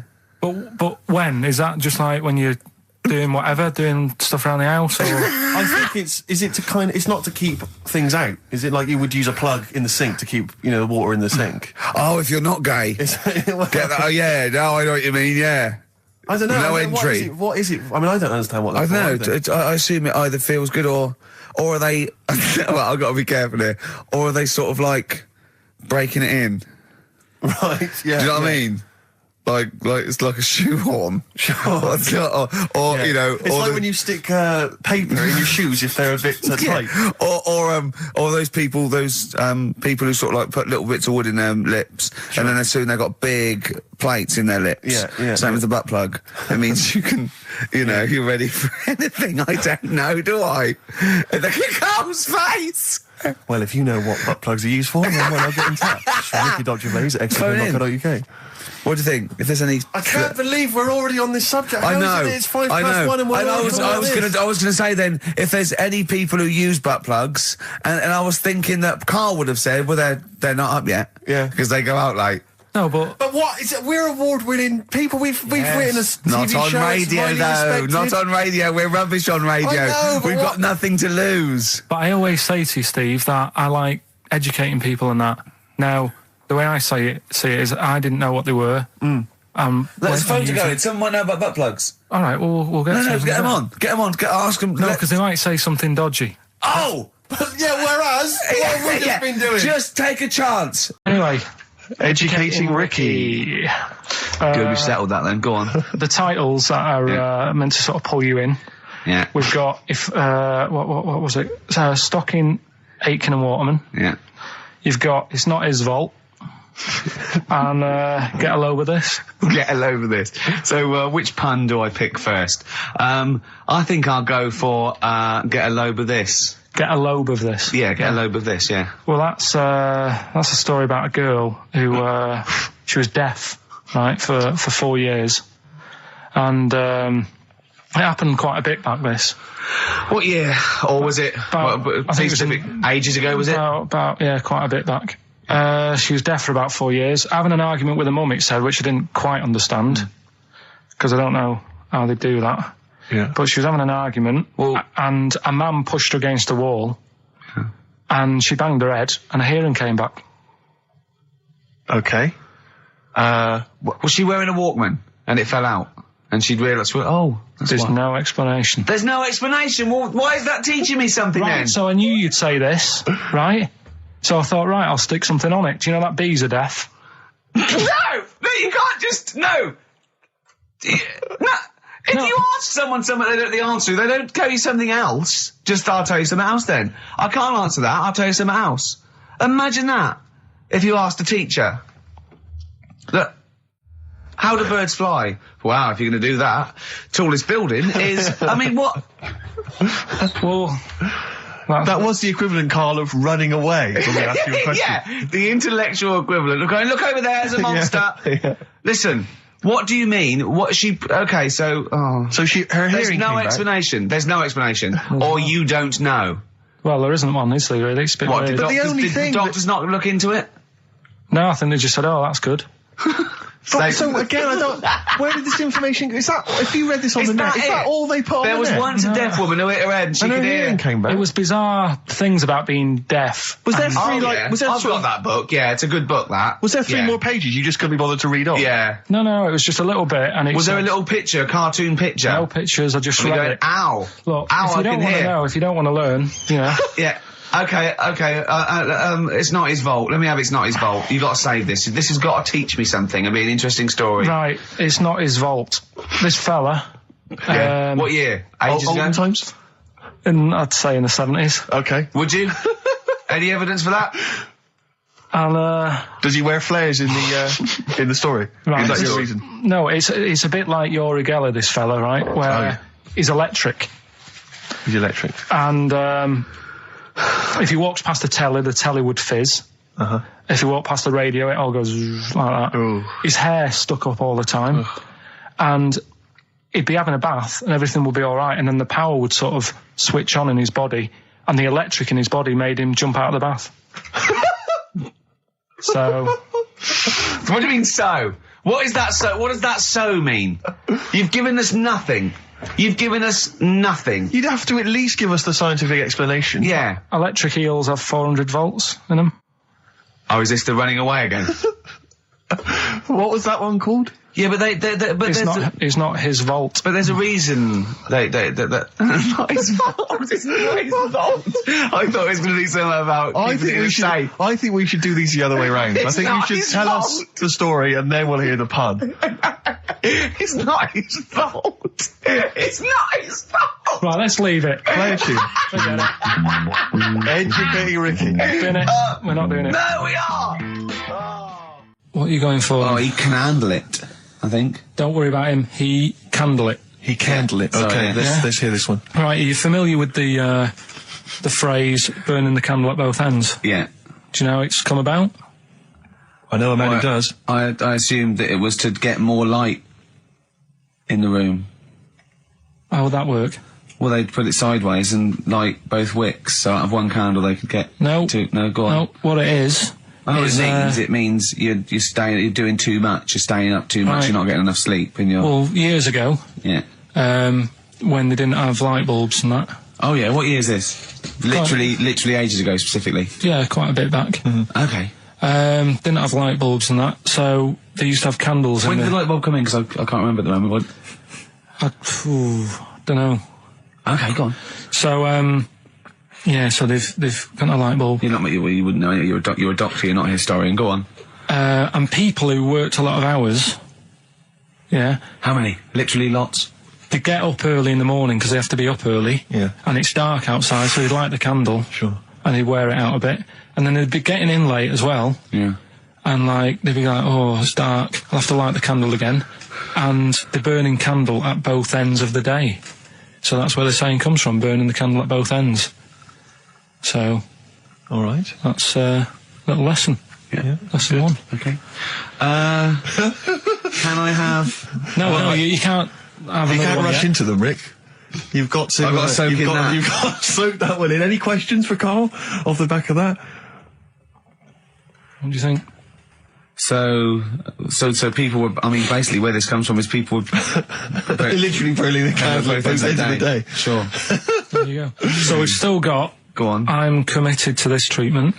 And I can't wait. This is like Christmas Rick, Eve for me. It's like Christmas. I've got to open another present now. No, I'm afraid we've got to save it. Rick, raw Nirvana. Amazing. We were just talking. We were getting excited about that. Yeah, aren't we? got an incredible brilliant. voice he has. And Grohl drumming it's brilliant.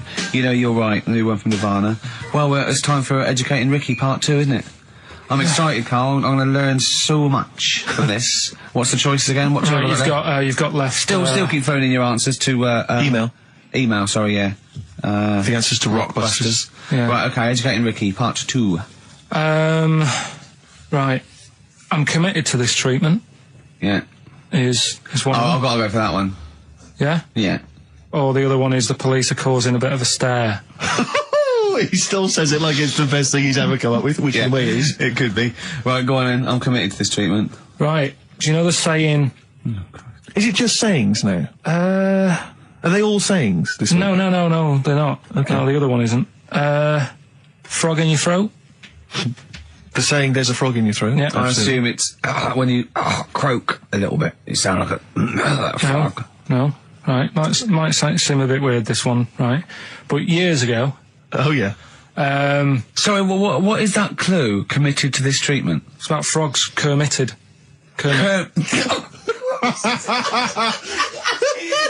Probably works better with a K and an ER written down. Well, also, if you pronounced it committed, yeah, but not committed. Committed to this treatment.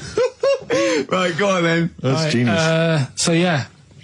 What? You go to the doctors and you go with throat hurting a bit. Right. And what they did ages ago. Ages ago? What year was this approximately? We are going back quite a bit with this one. Oh, okay. Go on. And the doctor would say...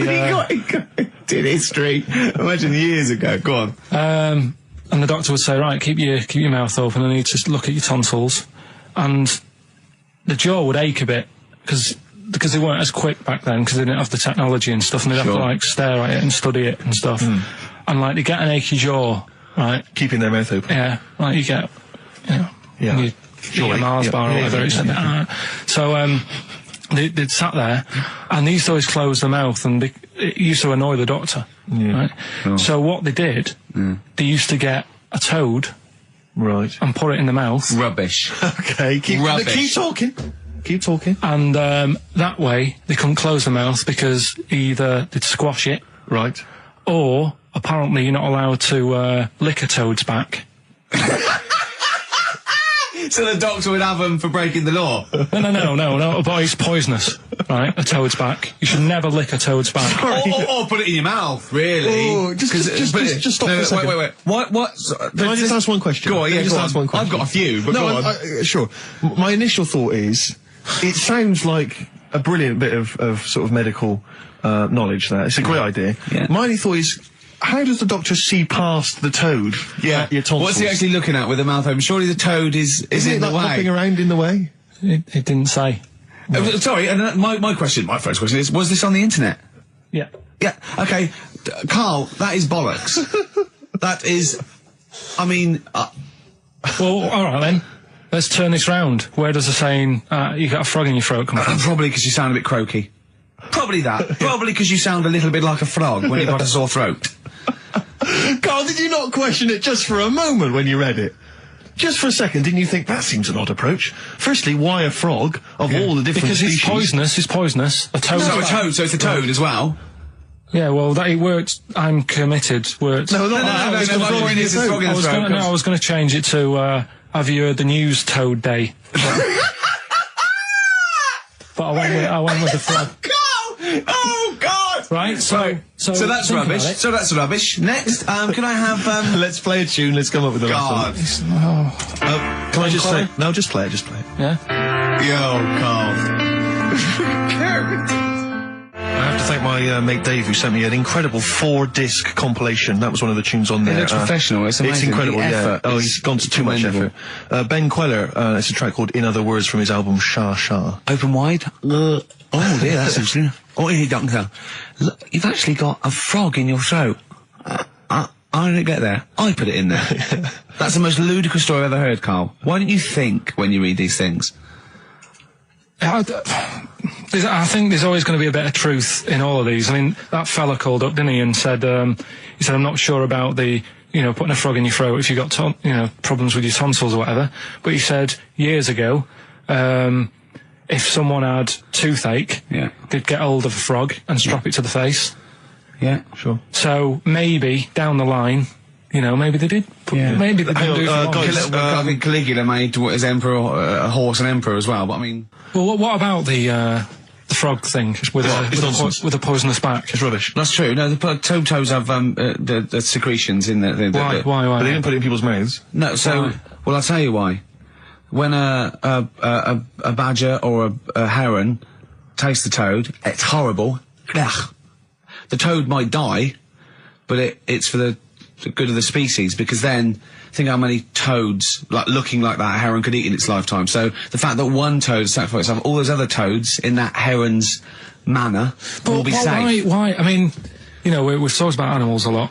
on the show, right? Yeah. And when God made a toad... Sure. Right, okay, well, I'm going to stop you there, straight away. Don't. Just let him carry on. Right. Okay. Like, there's annoying things out there, you know, jellyfish is a big problem with me. I don't understand what they do in the sea and stuff. Right. Right, but we'll leave them. God's right? problem for me, but go on. We won't talk about jellyfish. No. With the toad, right, if it's to protect itself... Yeah. Right, now So it's not to say... protect itself, it's to protect his species. No, yeah, but that, surely, right, if the toad had a choice, if God said, right, what I'm going to do for you here, you can have something like a lobster's got claws, big claws to have a fight. Or I can give you something that if someone's having a go at you, you've got to try and persuade them to lick you back as a defence. Yeah. What use is, right... Oh, my God, sir. Well, I'll tell you why. What is God The up fact to? that there are still toads around is a testament to that defence working. That's all I'm going to say, okay? If the toad had died out, you'd have a point. But they're still around. It works, alright? And don't start slagging God off. He's got a lot on his plate. Basically, I think he took on too much. Particularly in 1 week. Exactly, it was crazy. Danger high bar. By the way, with the education of Karl, last week he did Che Guevara. He did very well. Before that, the week before that, you learned all about Rasputin, didn't you? And this week you've been studying Hitler, haven't you? How does that go? How do you reckon that? It's a bit tough. Okay. I mean, I'll give you the full story later, Steve. Do you know much about him? No. It's, they're all linked. All these stories I've been reading, they've all got a similar sort of thing going through them. They're born... They have a bit of a tough upbringing. Things aren't going well, and they seem to take it out on other people. Okay. But I'll tell you more later. Okay. Yeah, I don't think you can... I mean, I don't think Hitler and Che Guevara... It's the same thing. Che Guevara, when he was a kid, had, like, asthma, right? He wasn't an happy kid. Hitler, he only had one ball. Well, I was trying to find about Yeah, seriously, he phoned me up in the week. I said, how's it going? He went, I've just skimmed it. I was looking for the testicle thing. Now, I don't know if they left that out or it's not true. Right. He was trying to look up that Hitler has only got one ball. that. I think they only did it to wind him up. Because it's like, you know, yeah, you might be taking over the world, but we're all saying you've only got one testicle. Sure.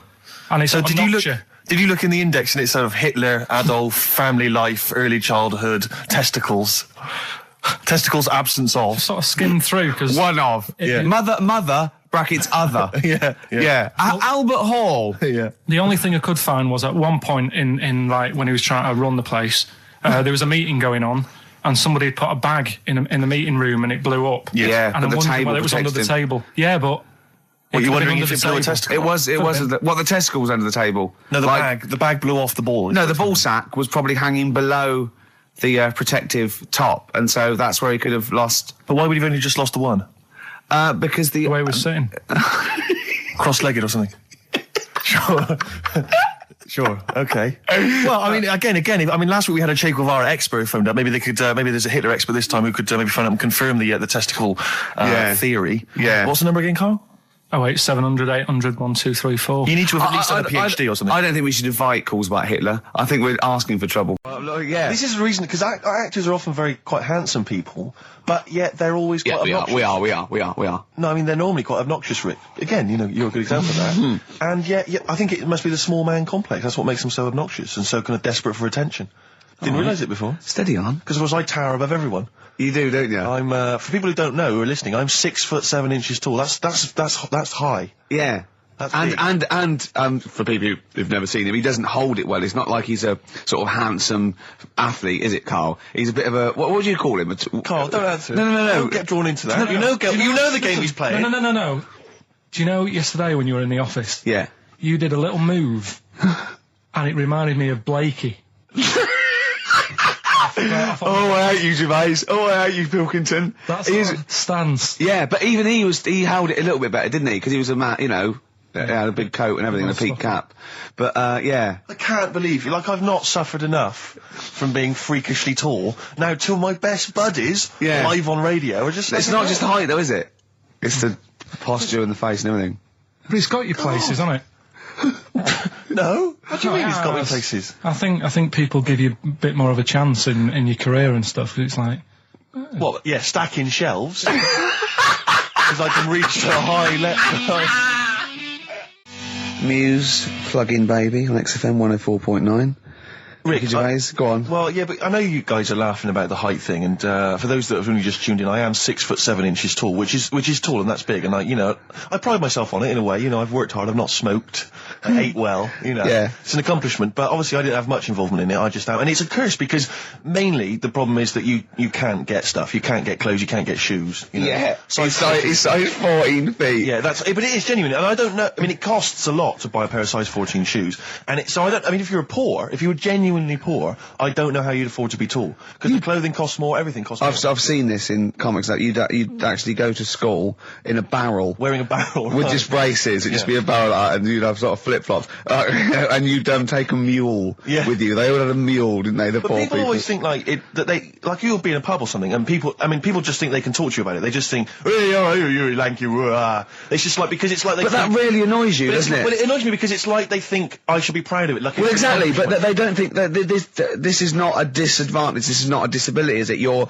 taller than most people. It might get a disability. No, if you were 8'3", it'd be slightly debilitating. You would, but Debilitating? What? Debilitating? Yeah. No, you're a medical man, aren't you?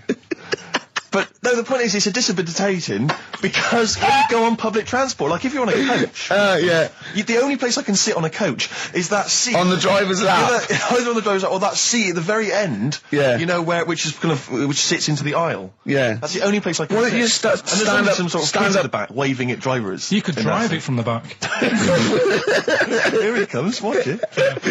Were you a tall baby? Or Mrs. Merchant, you've given birth to a basketball player. Look at his dribble already. Were you a tall baby? Babies aren't tall. Oh, at what point did you suddenly, Jesus, nothing fits me? Well, it didn't happen overnight, Karl. Let's do a little graph. How tall were you at 5? Oh, I don't know. 3 foot? 3 foot. How tall were you at 12? 6 foot.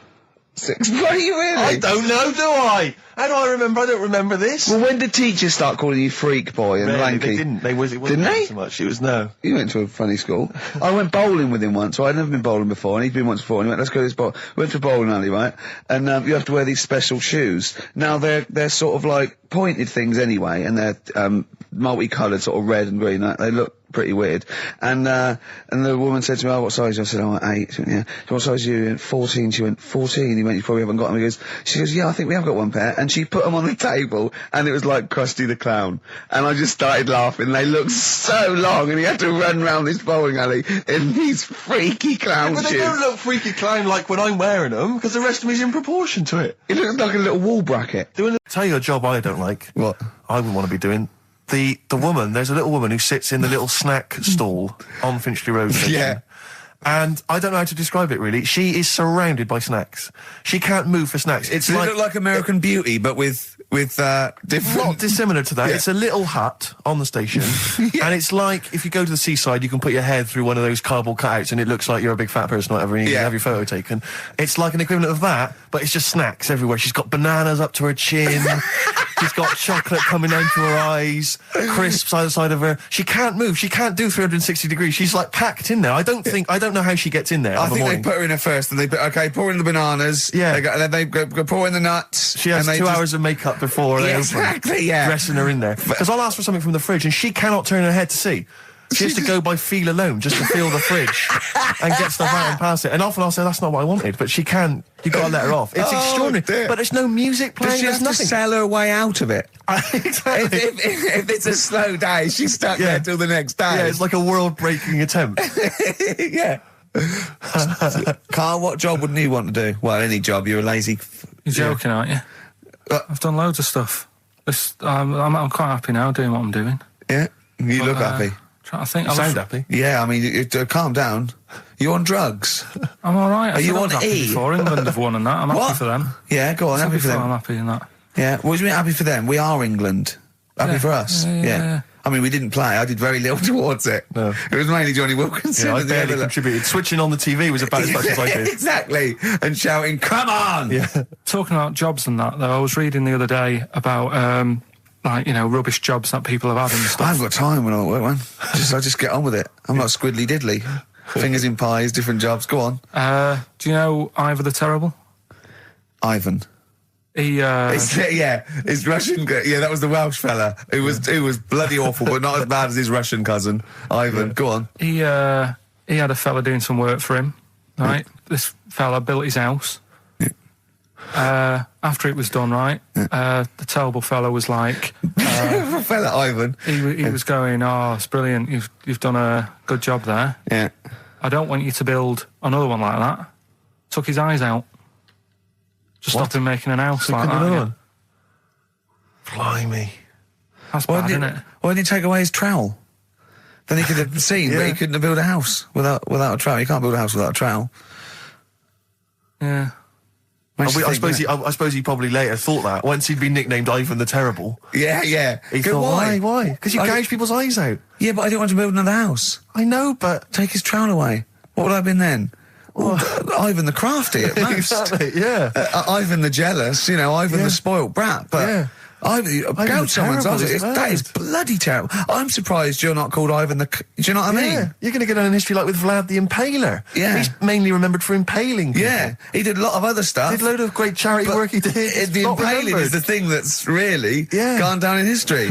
When were you reading about Ivan the Terrible? No, it's just or Ivor the Terrible is the thing you remembered from this informative article? No, it was just little bits like that. Talking about him, there was a thing about someone who worked for... That fella who painted the ceiling. Sistine Chapel? Yeah. There was a thing, a woman who worked for him in his house. And, I love how you assimilate information when it's just bordering on the academic, or just the interesting and true. It's wonderful. Ivor the Terrible gouged someone's eyes out because built him an house. That fella who painted that ceiling had a woman work for him. Imagine if you wrote that down in an essay. Imagine if you wrote that in a school essay. Well, you'd probably end up with not getting a grade, or... Yeah, or thinking you turned up to more than you had. Exactly. Anyway, the woman who lived with... Yeah, the woman who lived in a shoe. Go on. Yeah, there was this woman who lived with him, and she used to, go out and do all this shopping and that. Yeah. But because she couldn't read or write, he used to have to draw everything that he wanted. Why couldn't he just tell her? I don't know. No, wait. That's an excellent point. Could she talk? Yeah, but if it's a big list and that, loads of different coloured paints. But why couldn't she draw on a piece of paper? Why did he have to do it? Because he's a better drawer, isn't he? That's the point. That's it. We were just looking for the logic of the story. You found it. You done it. Play a record. He's a better drawer.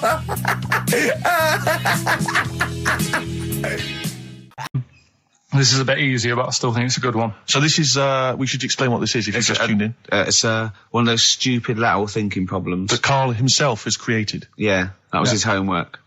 Right, this one. It's a fella. He has a normal day doing stuff. Nothing wrong with him. Right? And it's the twist in the tale. It's just like Tales of the Unexpected. Yeah. Just a normal day, nothing wrong with him. Hold on, though, he's got the legs of a fish. Go on. So that's why he's been hiding his legs. So Go on. He does his the legs of a fish. Sorry, Karl, carry on. He has his working day and that, and then he gets a bit tired. Goes to bed. He puts the light on, leaves it on, goes to bed. Oh, that's crazy.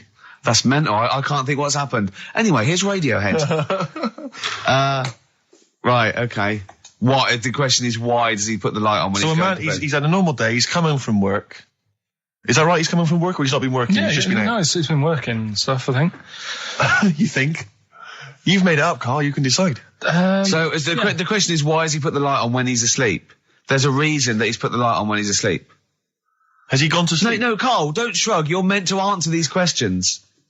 He put the light on before he went to bed. Yeah, and the question you're asking me is why? What's the scenario? And the light's on and that, but he's gone to sleep. Yeah. He started reading and then he fell asleep. No. Did he intentionally, for some reason, put the light on? Every night. It's mad. Sounds mad. That's Karl, doesn't it? Every night he does it. Yeah. He puts the light on when he goes to sleep. Karl, is the point of this, he puts the light on for a very good reason. Not for us, but for some people. He's blind and it's always been on, and he thinks he's turning it off, but it was on in the day, and he thinks he's turning it off, but he's turning it on because he's blind. That'd be stupid. That works. No, that works great, Rick. Yeah. Thank you, Carl. So you've got to come up with... Hang on. If you're blind, why would you put a light on? No, he thinks it's off. Yeah. But why would he turn it on anyway? Just think so he doesn't get burgled, so people know he's in because he can't see him. So he just he puts the light on when he's there, then he turns the light off when he goes to bed, so people think it's fine. But he's got it out of kilter, and actually he's walking around in the dark all day. I don't believe that if you're blind, you turn your light on. I don't think you'd be living on your own, would you? I'm not having that for a second. Do blind people live on their own? I'm not having that for a second. Well, some people do. Lonely blind people live on their own. No, if you got bad eyes. Any even women? Are there any blind women who are living on their own? Well, never mind your concern for the partially sighted or sight impaired people coming to London. Get on with this. Yeah. So there he is. Yeah. It's like, a bit tired. Yeah. Just put the light on. Get to bed. Yeah. So he turns the light on and he goes to bed. Yeah. Oh. Should we play a track? He's not sleeping on the job. He's a lighthouse keeper. Well done. Is he a lighthouse That's keeper? not it, Carl. He's a lighthouse keeper. Right. Why wasn't the light on all the time? Because it's light in the day. You idiot. Play a record. What? Play a record. You're a buffoon. No, actually, the light isn't on in the day, is it? No, it's not. I think you're the buffoon. Yeah. Karl has won!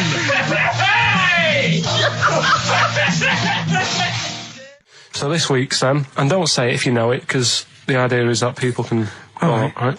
There's this bloke, and he buys a new house, right? And he's well happy with it. His girlfriend moves in with him and stuff, and she says, right, let's clean it up a bit. Yeah. And, straight away it'll be worth more money. Good idea. So he says, right, you do the kitchen and I'll do upstairs and that. She's stripping the kitchen down and he goes upstairs and he's in the bedroom and notices little hole to the attic. Oh, right, brilliant. Right. So he goes, I wonder how much room's up there. I've never weighed it up. So he goes up there and it's all like dusty and a mess. And he goes, this could make a good bedroom, this. Yeah. So he starts cleaning it all out, puts all the rubbish, bins the rubbish straight away, and there's little boxes with bits in that don't belong to him. So I wonder what's in here, right? So he opens one of the boxes, it's like a little lamp. Oh, right. And he goes, this might be worth a few quid, right? And he rubs it. Magic lamp. And all the room goes all sparkly and stuff. And he goes, oh, what's going on?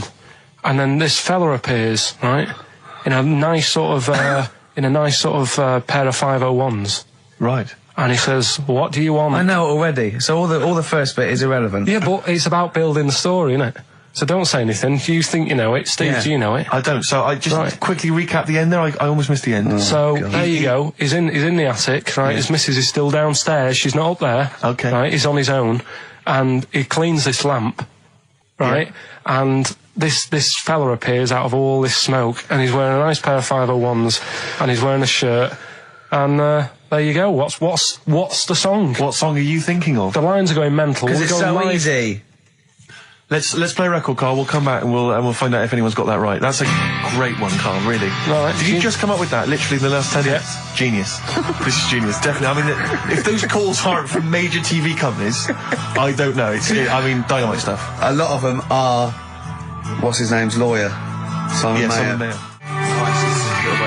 That's my favourite thing I've done for years. Yeah, not bad. That's great. Back to form there. So, okay, line. The lines are going mental just because it's easy. Go on then. So the first one to get it. But well, it's not that though, Rick. I mean, Karl has just decided to revise the actual rules of the competition. Yeah. So that we've decided is very easy. So that's now a qualifier. And so then they have to answer one live. Exactly. So whoever gets that one right can play for big money. Is it a quick one as well? Because some people will lose the will to live. Yeah. Just cut to the chase.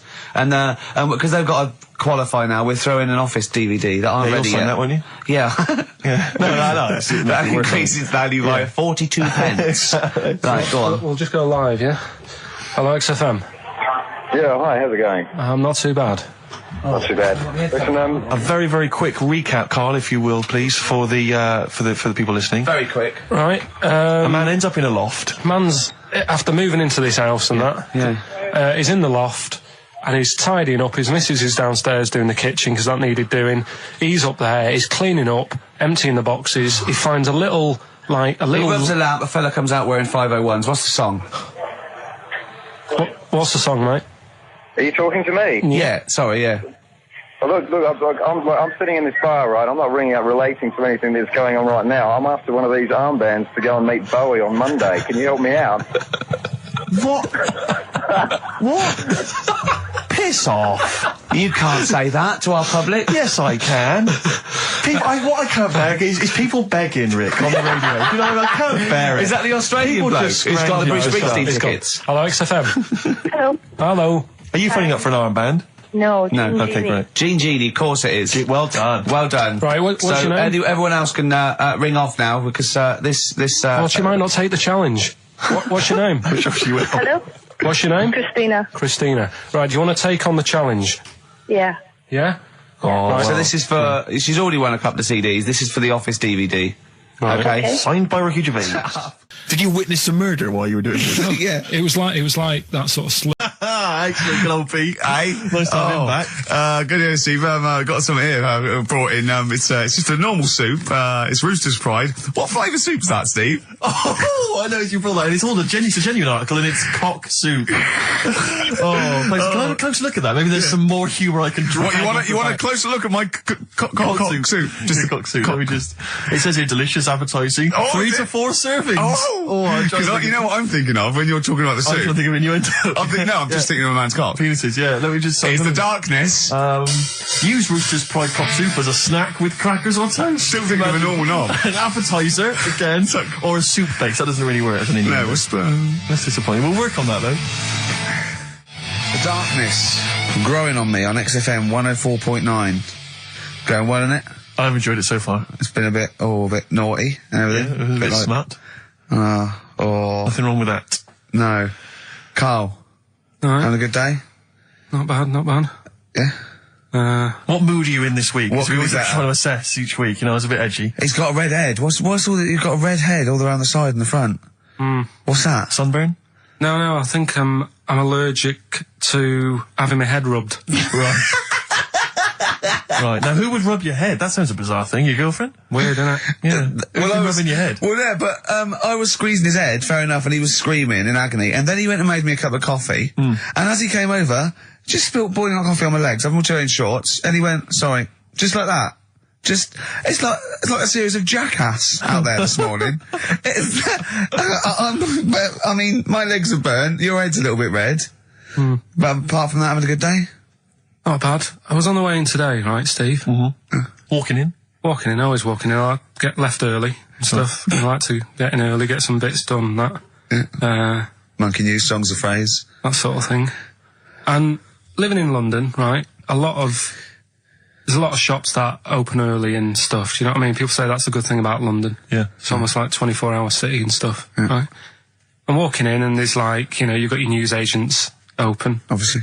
Selling newspapers and that. That's good. They've got to be open early. Then you've got your coffee shops, your Starbucks. You'll have a cup of coffee in the do you know what I morning. mean? Yeah. They're doing well in the morning. Then you see like the odd restaurant and you think, well, maybe they sort of got the doors open, but they're preparing for lunch. So you think, fair enough. Yeah. I'll let that pass. Yeah. Carrying on walking down the road. Bondage shop. Open. Sure. About 10:30. Yeah. Busy, was it? There's a couple in.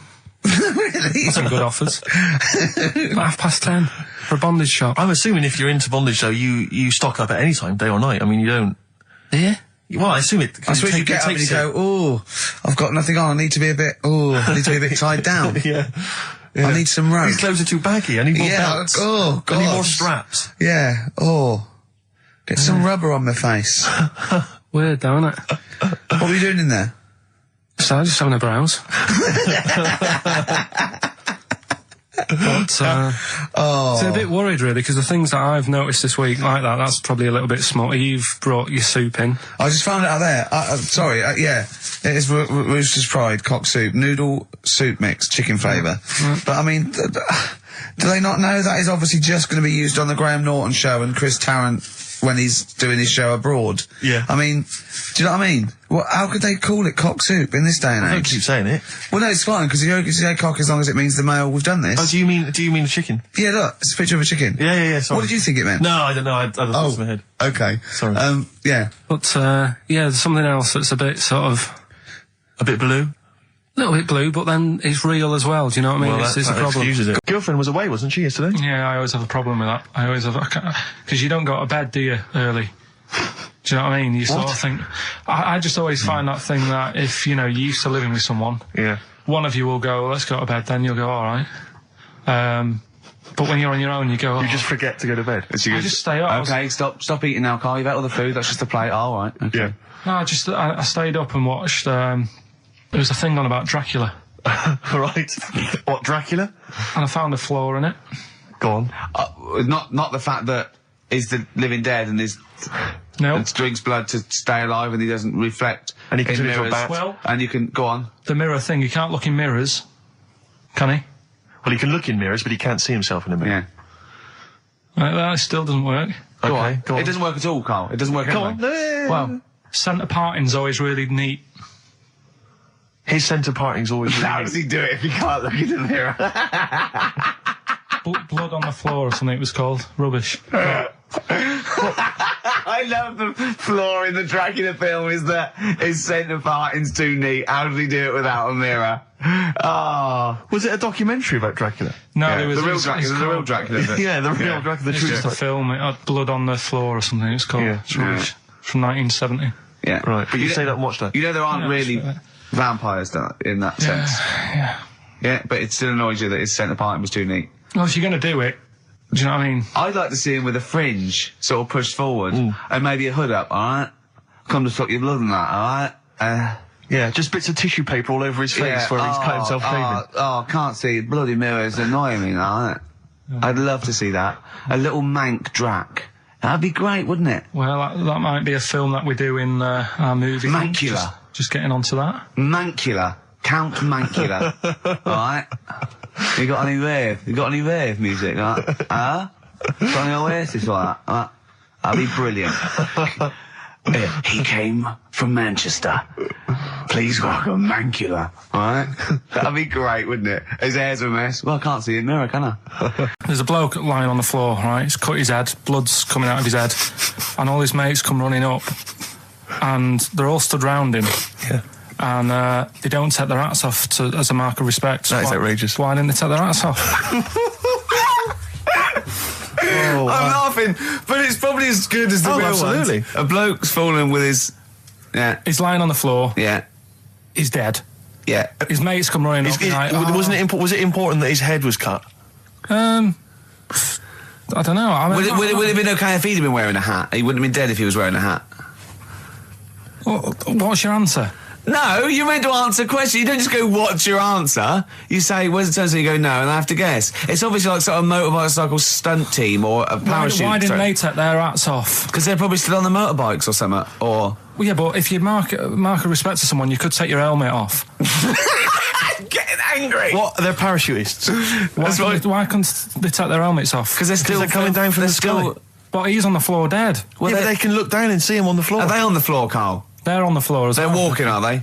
Yeah, well, they sort of stood there looking at him. They're stood there. Yeah. They're stood on the floor looking They're at him. soldiers.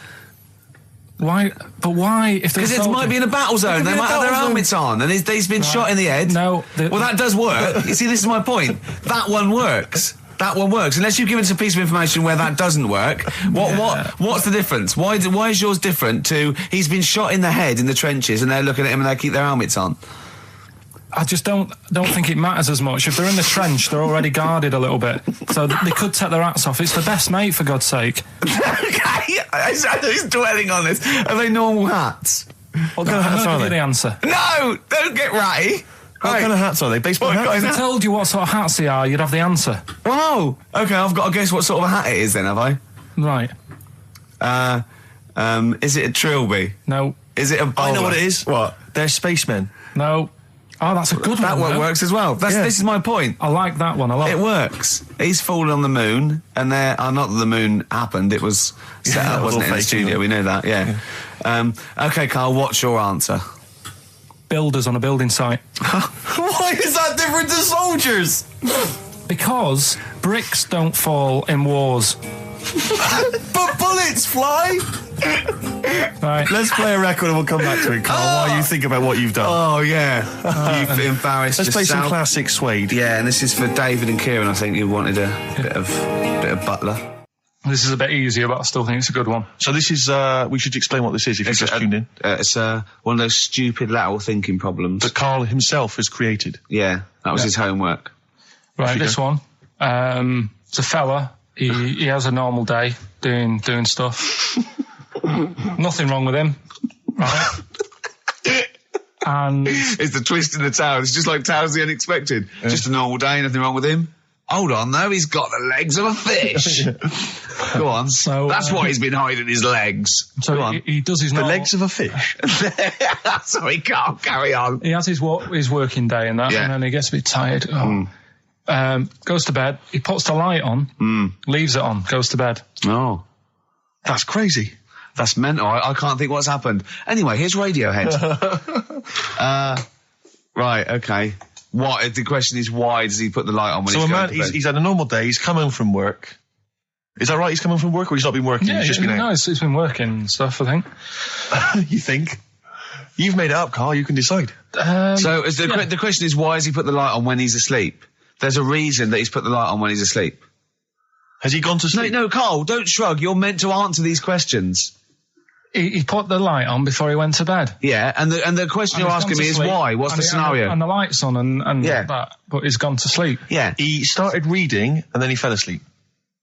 No. Did he intentionally, for some reason, put the light on? Every night. It's mad. Sounds mad. That's Carl, doesn't it? Every night he does it. Yeah. He puts the light on when he goes to Light sleep. on, it goes to bed. Carl, is the point of this, he puts the light on for a very good reason. Not for us, but for some people. He's blind and it's always been on and he thinks he's turning it off, but it was on in the day and he thinks he's turning it off, but he's turning it on because he's blind. That'd be stupid. That works. No, that works great, Rick. Yeah. Thank you, Carl. So you've got to come up with what... Hang on. If What? you're blind, why would you put a light on? No, he thinks it's off. Yeah. But why would he turn it on anyway? Just think so he doesn't get burgled, so people know he's in because he can't see him. So he just he puts the light on when he's there, then he turns the light off when he goes to bed, so people think it's fine. But he's got it out of kilter, and actually he's walking around in the dark all day. I don't believe that if you're blind, you turn your light on. I don't think you'd be living on your own, would you? I'm not having that for a Do second. blind people live on their own? For a second. Well, some people do. Lonely blind people live on their own. No, if you got bad eyes. Any of them women? Are there any blind women who are living on their own, Rick? No, I mean, if you know of some blind women. Oh, wait, 700, 800, 1234. We've gone through this. If you are a blind woman with no standards and you don't care annoying voices and smell. It is rubbish. What did I find? What did you say? Did you just say that is rubbish? No, then here's a good one. Go on then. Right, in Dubai, this woman went to Dubai for a holiday. And she was over there, and apparently in the markets Bit of by spider? they sell lizards. Oh, go on. Right, just like for people to buy. So she buys one, not knowing that you're not really meant to take him out of the country. Sure. Puts it in a bag. Yeah. As you do. What have you? And then she gets to the airport when she's going home. She's thinking, I can't really leave it in my bag. Yeah. So she puts it on her head. On her head? Wears it as a hat. She wore the lizard as a hat. Yeah. People on the plane were just like, yeah, everything's fine. You know, they're doing the cross checks and that. Yeah. Have you got your seatbelt on? Yeah. There's a woman great. there with a lizard hat. Everything's going well. She gets off the plane at Manchester Airport. Lizard sticks its tongue out. Yeah. The air hostess says, what are you doing with that? She goes, I've had it. Lizard said, I just found her in Dubai. They said, I've had this with me all journey. And they said, well, you shouldn't have done. And they took it off her. Yeah, I think that is true, actually. Yeah. Yeah. So what about that? Yeah, good, yeah. Yeah. That educated me. Right, what, any more? Well, what's that taught you? That's taught you, be careful when smuggling lizards back as some kind of hat. Yeah, don't just say, lizard, keep your tongue in, you twat. All right, Carl's had a bad week. I'm going to say it straight away.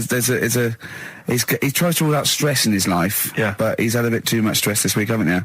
One, a phone call from his mum, stressed him a little bit.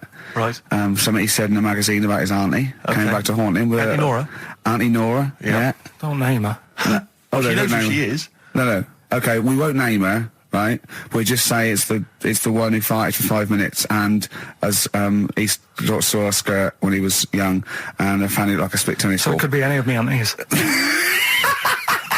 We're that coming up, and also a bloke in Times Online, Chris Campling, did a review of the show, Right. and basically said that Karl Pilkington is a creation of Gervais and Merchant. Well, if only that were the case. He said he started off saying he liked the show. Yeah. He was excited. Said it was a good show. A lot of the jokes. I'm already questioning his critical faculties. Yeah, exactly. And basically said that we didn't contribute much, or seemingly didn't seem to contribute much, and we couldn't sort of like ad lib or anything. We just laughed at, particularly me, laughed at Karl Pilkington, who was coming up with some, quite funny stuff. Yeah. Right? But then he does a twist on it. He goes, but the thing is, we're the puppet masters. He's a created person. We've created the persona Karl Pilkington for our own amusement. Right. He bases this on simply that we talked about, what was it we talked about? The Chinese not aging well, and Right. he heard him talk about that on my DVD. But clearly I say, Karl, remember when you were talking about that? It's a news, or remember in the week, and so he thinks it's all scripted now. Imagine if this show was scripted. I'd be ashamed. Yeah. If this show was scripted, I would send back the BAFTAs for the actual shows we've written, and I would say... I'm not having a go at Chris Campling. He's nice about our other work. He likes The Office, and he likes my stand-up and everything, and he likes the show, but he's saying... Because we're not spontaneous, we scripted this and invented Karl. So he's like, we've invented another Gareth. If we had created Karl, I would not have squandered a character that good on this poxy radio station. Absolutely. Also, does he know that we spend about 3 months on half an hour script? So how long does 2 hours of drivel? But the main thing is, as if this could be scripted, it's dreadful. It's shocking. Or maybe this is scripted. Hang on, you've lost me there. Let me just check the script. Maybe Chris Campling does not exist. Maybe I've made him up. I don't know what to believe. See, the name doesn't wash with me. What was his name? Chris Campling. Sounds odd. That's something that I made up, isn't it? Campling's almost like a joke. It's almost like a gay name, isn't it? Oh, he's a Campling. So I think this is scripted. Yeah. I think I've probably made this whole link up, and Karl is a creation. Campling, that's not a real name. I made it up. I should have come up with something better. Yeah. Sorry. Down to the River by Bruce Springsteen on XFM 104.9. So, that little fella in the Times thought Karl was just a puppet. We created him. He's an actor. What's his actor's name? Brent Hogwell. We got him from Spotlight. Brent Hogwell. This stupid, dopey Mancunian accent, he just puts that on every week. Yeah, exactly, yeah. Yeah, he speaks rather like Hugh Grant. Yeah. And we just got this whole world around him. We set a whole... What do you think about that? He had his head shaved, especially. Exactly, yeah. So yeah, would he think that, maybe if he's looked online and seen me head, and he's noticed how round it is and that, does he think it's sort of been, morphed into that shape just for the show, just for 2 hours on a Saturday? Yeah. You spend 5 hours in prosthetic makeup like John Hurt in The Elephant Man. Everything about him was made up. Yeah. We created him, because I remember coming up with Auntie Nora. Oh, yeah. You said, Rick, we need another character. I said, what about giving him an Auntie Nora? Doesn't sound convincing, I said. Yeah, and you said, what is it about? I said, well, I don't know, she farted for 5 minutes and she's got a fanny like a split tennis ball. No one's going to believe that. Yeah. Oh, that brings us neatly... Well, let's put that to bed now. So, Chris Campling, but honestly, we do not script this shambles of a show, and Karl Pilkington really is like this. If you want, you can meet him. I'd love to send Karl for a drink with Chris Campling. Can we do that? And then he'll eat his words. Chris, if you're listening, honestly, this isn't a stitch-up. As I say, I'm not having a go at you. It's a very well-written article. It's very, very fair. You're just complimenting on his grammar. Yeah. It's a very well-written article. No, I'm saying we're not having a go. You've typed that beautifully. It's not like he snagged us off. I would just love him to meet Karl Pilkington. People in the street come to me and say, is Karl like that? And I so want them to meet him. Yeah. Or maybe he can send in, if he's online, he can send in 5 subjects for Karl to talk about that we couldn't possibly know about, just so he knows that we just really do throw things at Karl, and that drivel comes out. Imagine if it was scripted. But anyway, so Chris Campling, or anyone who knows Chris online, get him to email us, and with 5 subjects that Karl can talk about. That's a good idea, isn't it, Karl? It is like I'm the Elephant Man the way I'm being treated now. The Olympics, right? In 1908 in London. Apparently it was meant to happen in Italy, but it was cancelled. Don't know why. Right? And it happened in London. Anyway, 400 metres. Right? right? It was meant to. There was a fella who was going to do the run, right, and the favourite to win it was this Bulgarian guy, right? Who was like a newcomer. Okay, these are a few things it cannot be. One, he injures himself, so a monkey steps in and wins. 2, he does a drugs test. It turns out that he is a monkey. So if it's either of those, right, I'm gonna go mad. So anyway, so the fella, right, this favourite, everyone's putting the money on him, thinking, yeah, he's going to do it. Is he hairy? Is this bloke hairy? So anyway, so the race happens. Yeah. And everybody's lined up, ready to run. And, everyone's saying, yeah, he's going to win, he's going to win. Then suddenly, a bit of murmuring going on. People going, oh, what's going on here? Right. He's eating a banana. And there's a fella in the lane next to him. Yeah. Right? He's going up, who's that? He doesn't look familiar. Oh, Christ, Karl. Right? Doesn't look familiar. Who's he? Weird. What's going on? What's going on? What's going on? Yeah, what is it? Or who is it? I mean, not what is it? So they go in. So they say, well, he might not be that any good. Do you know what I mean? He might not be good. He might. It's just a bit short, isn't he? He's only 3'6", and he's hunched over on his knuckles. So I didn't realise it was fancy dress. Yeah. So I don't think he's going to be any good. So the race starts. Oh, he's putting his finger up his arse. That's weird for a runner to do that before a race. It's weird, isn't it? Yeah. Race starts. Yeah. The fella that no one recognises wins it. People go, what's gone on here? Yeah, sure. Do you know what I mean? We had our money on the favourite. What's gone on? Who is this guy? Yeah. Anyway, he stood up there, right? He's looking well happy. Yeah. He's lifting the trophy and everything. Right. Long arms. That trophy's higher than... So anyway... He's only 3 foot, but the trophy's 9 foot in the air with those long arms. I'm suspicious. Go on. They had the picture in the paper the next day. Sure. And everyone's going, yeah, he was fast and everything, but... quite hairy for a runner. I'll tell you what. Quite hairy for a runner, because normally they shave themselves, don't they, to make them faster. No. How did he manage it? It's really hairy and that. So anyway, he wins the stuff, he walks away with a cup. The people who are in charge of the running, or like the Olympic Committee, look further into it. Turns out it was a chimp. Right, keep talking. No, don't keep talking. Shut up. This is monkey news. If you can't handle the news... It's news from 1909 and I haven't heard about a chimp winning the Olympics. Right, be quiet. What happened there then? 400 metres, right? Now the thing is... talk shit. The only thing was, Ricky. it took so long for the Olympic Committee, right, to find out that it was a monkey. It was going manic. It went into loads of races. It was picking up loads of, like... Oh, shut up! Right? He became a celebrity. It was doing endorsements on TV. Don't talk shit. It said he managed to win the same race 4 years later in Athens because... How did he get to Athens? It's a joke. They're winding you up, Karl. Weird. It's not weird. Right. I do not believe it. Well, that's okay. There's only 3 of them to go then. Right, because we're probably all leaving in 4 weeks' time, and that's the end, I've got to get onto a sort of mainstream radio station, because I don't think there's any other sort of tin pot place like this, is there? No. So I'm going to clear up my act a little bit.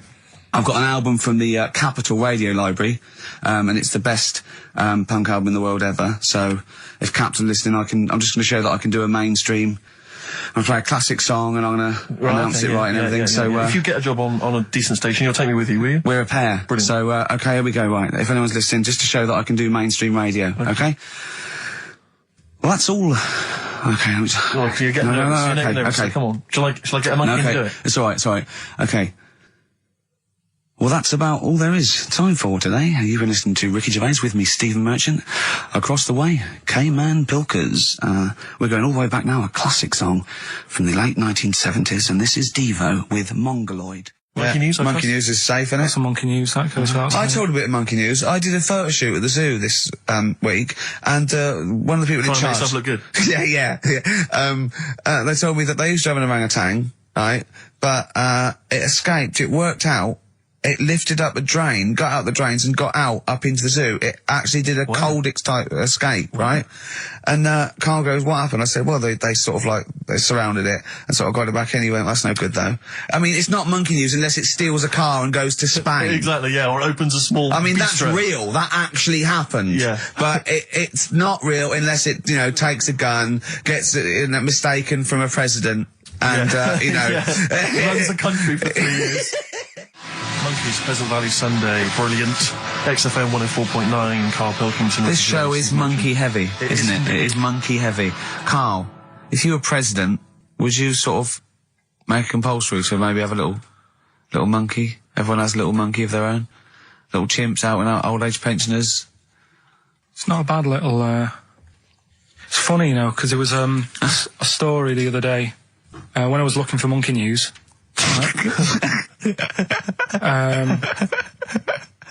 There's a story about a couple who couldn't have any kids, right?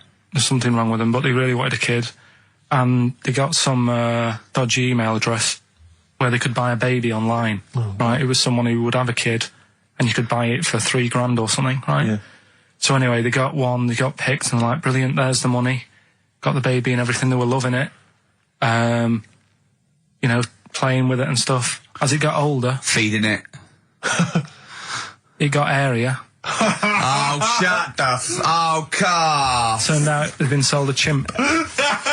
You maniac, you stupid mank twat. How Don't talk shit. That is as if... They what? didn't know it. Oh, don't talk. Are you mental? You I love the fact stupid. that didn't make it into monkey news. I know, yeah. Well, it's a bit sad though. We don't like to bring the feature down. Yeah. But and anyway. how long was this into... It got hairier. They're born hairy. They're not born like humans then develop hair, because they go, hold on, we better get the chimp stuff kicking in now, because we're in the jungle. School photograph, they were like, hang on a minute. He looks a bit weird. Oh, you are just the rubbish. Mad, innit? Mad, innit? Mad, innit? Imagine, oh, God. But Just anyway. imagine if he was in charge. We did put him in charge of the country. Terrifying. Wouldn't that be amazing? Let him run the country. Just for a week. Or the mayor. What would you do if you were the president or the Lord Mayor of London or the Prime Minister Karl. I wouldn't do it like he's going to be offered it.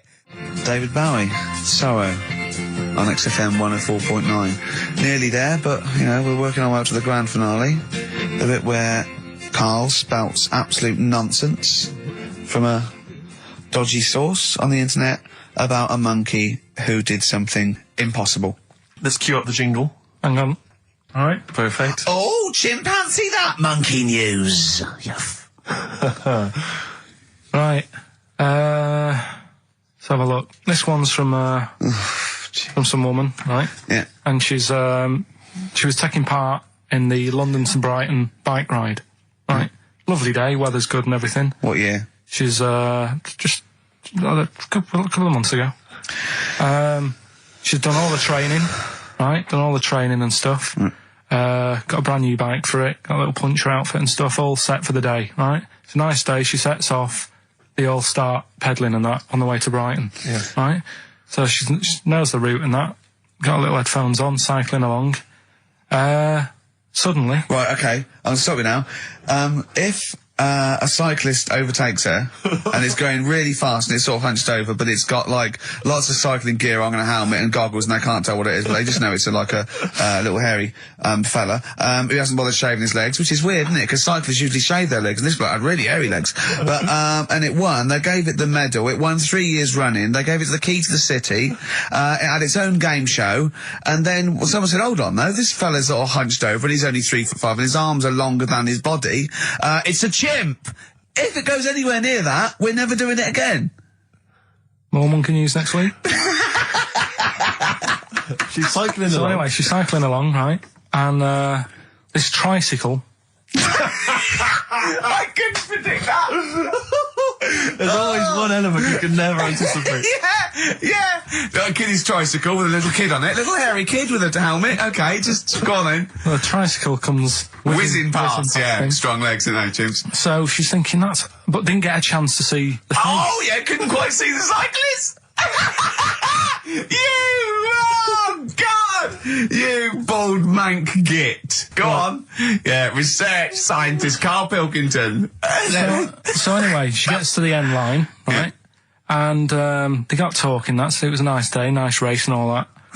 So did you see a little thing on a tricycle? Thing? Well, a person, surely, it's just a human. Did you see that? No. Did you see that bloke on the tricycle? So anyway, it turns out... Tricycle. Yeah! Well, what did you say thing? Well, no, wasn't that suspicious? I mean, what did you say? Did you see that fellow on a tricycle? Anyway, so it turns out... Go on. It was a chimp. You're joking! Right. Well, Christ almighty, there you go. Unbelievable, and it was a chimp all along. So anyway, right, so the woman's like...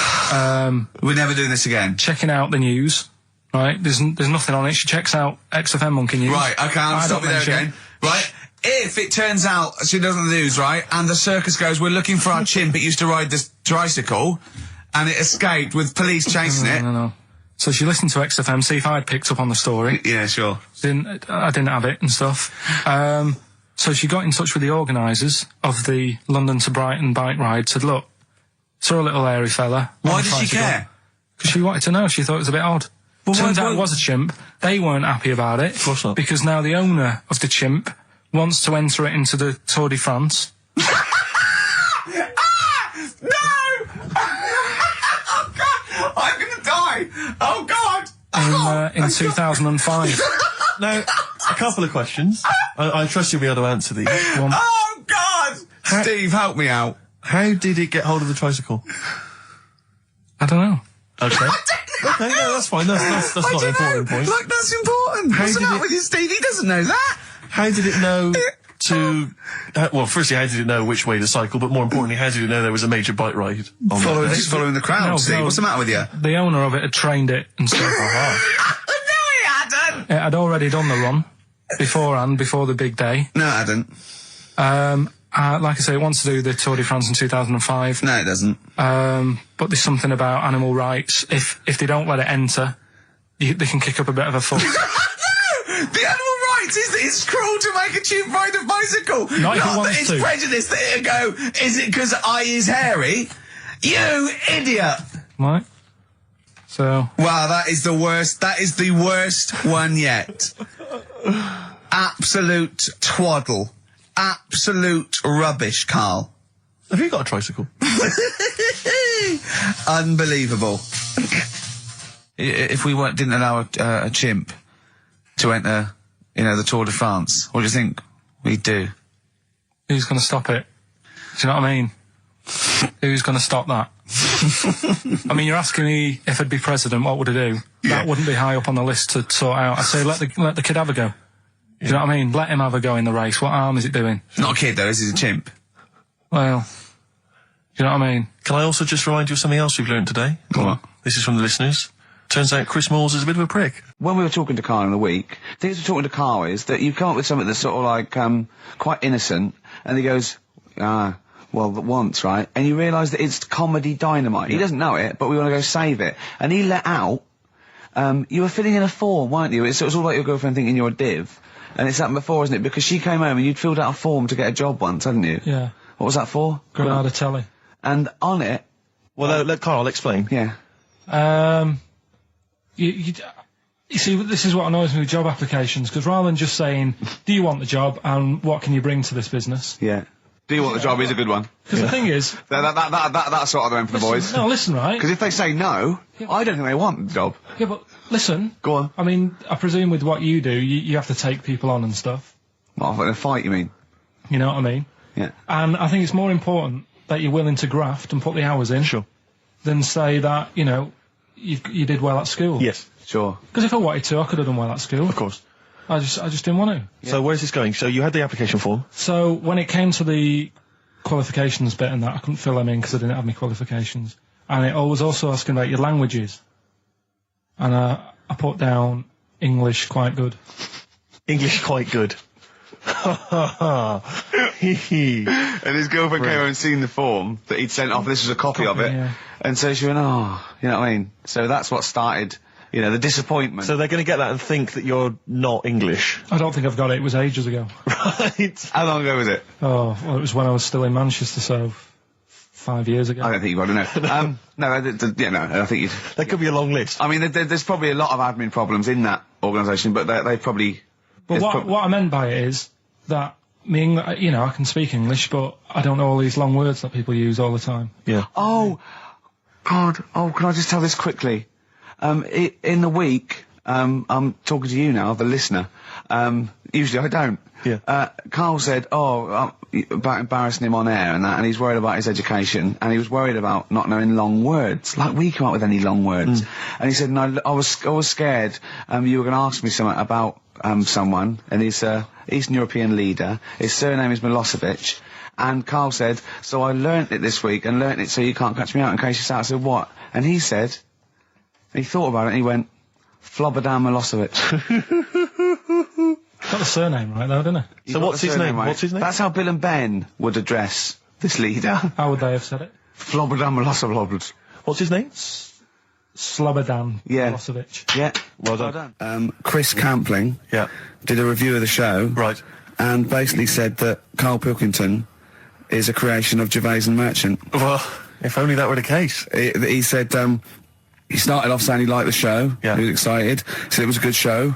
A lot of the jokes. I'm already questioning his critical faculties. Yeah, exactly. And basically said that we didn't contribute much, or seemingly didn't seem to contribute much, and we couldn't sort of like ad lib or anything. We just laughed at, particularly me, laughed at Karl Pilkington, who was coming up with some, quite funny stuff. Yeah. Right? But then he does a twist on it. He goes, but the thing is, we're the puppet masters.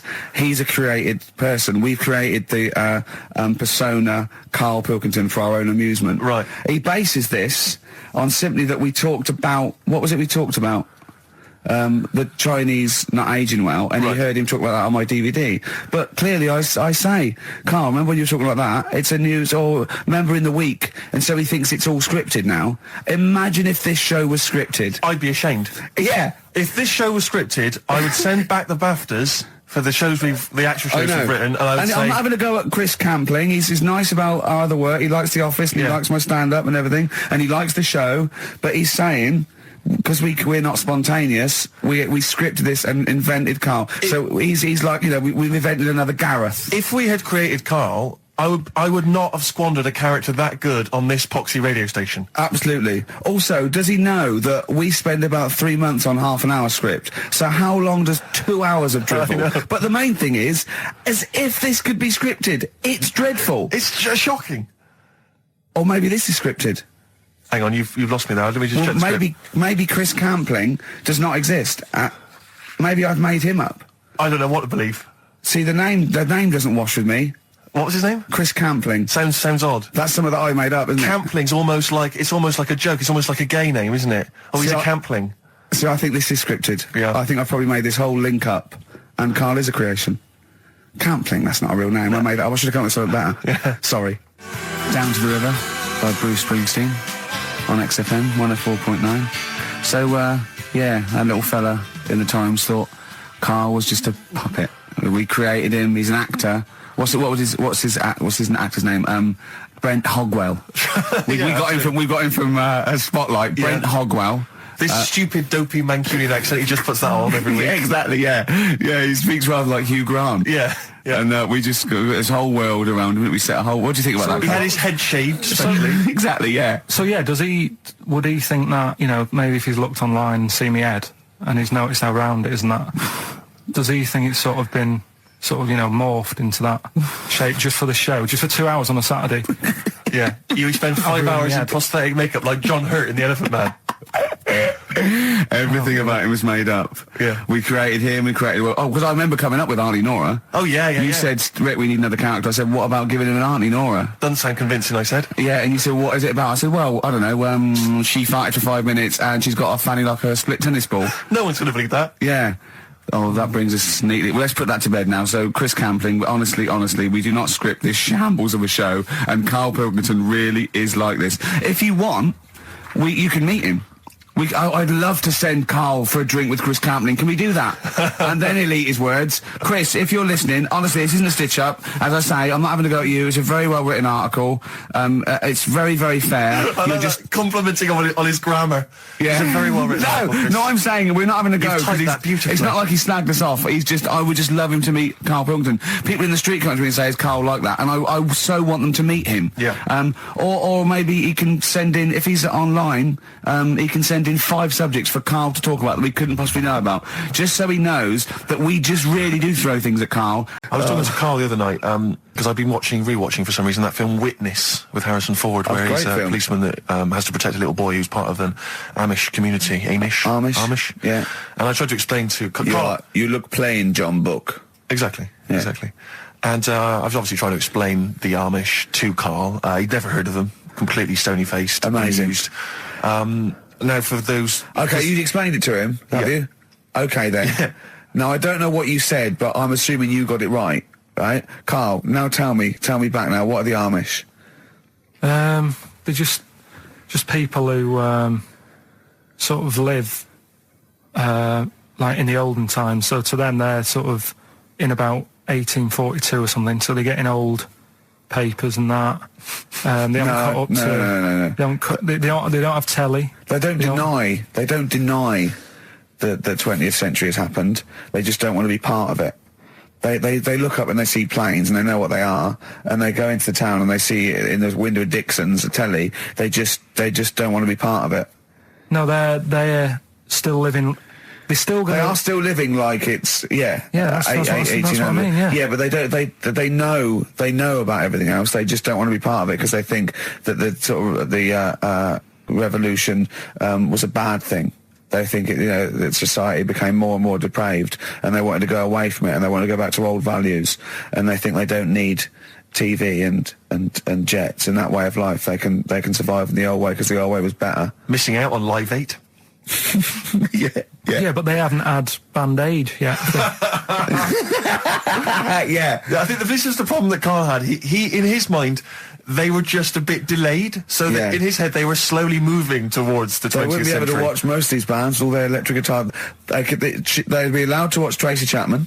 Yeah, doing an acoustic set. Yeah, between the bands. Yeah, that'd be all right. But no, in Karl's mind, it's like although they wouldn't like Fast Car. They wouldn't like a scene about that. They go, I don't know what you're talking about. Pony and Trap. You got a pony and trap. That'd be all right. But are they still? Do they still get sort of rubbish posts and that saying we need your money for this, or get behind this charity? They live in an isolated community. They're farmers, aren't they? They're farmers. It's an agricultural community, and they're obviously very staunchly religious. In actual fact, it would suit you very well because you hate crowds, you hate groups of people, you don't like the modern world. You'd love it down there, wouldn't you? He wouldn't like getting up at 4 o'clock to milk a cow, though, would he? Well, no, but he'd get used to it. Go back to bed, couldn't you? It's probably out. I mean, have they got anything to do with the Hare Krishna people? No, nothing at all. Okay, what's the next one? What's the educating Ricky? I don't know. See, like I say, I was looking around and there's stuff that is interesting. Right, I was looking on the web, but there's no point. Well, it's just that I found one about. What's the point? About a lad who 8 years old, but he's still breastfed. Now, I don't know if you can get anything out of that. Is that what his mum said?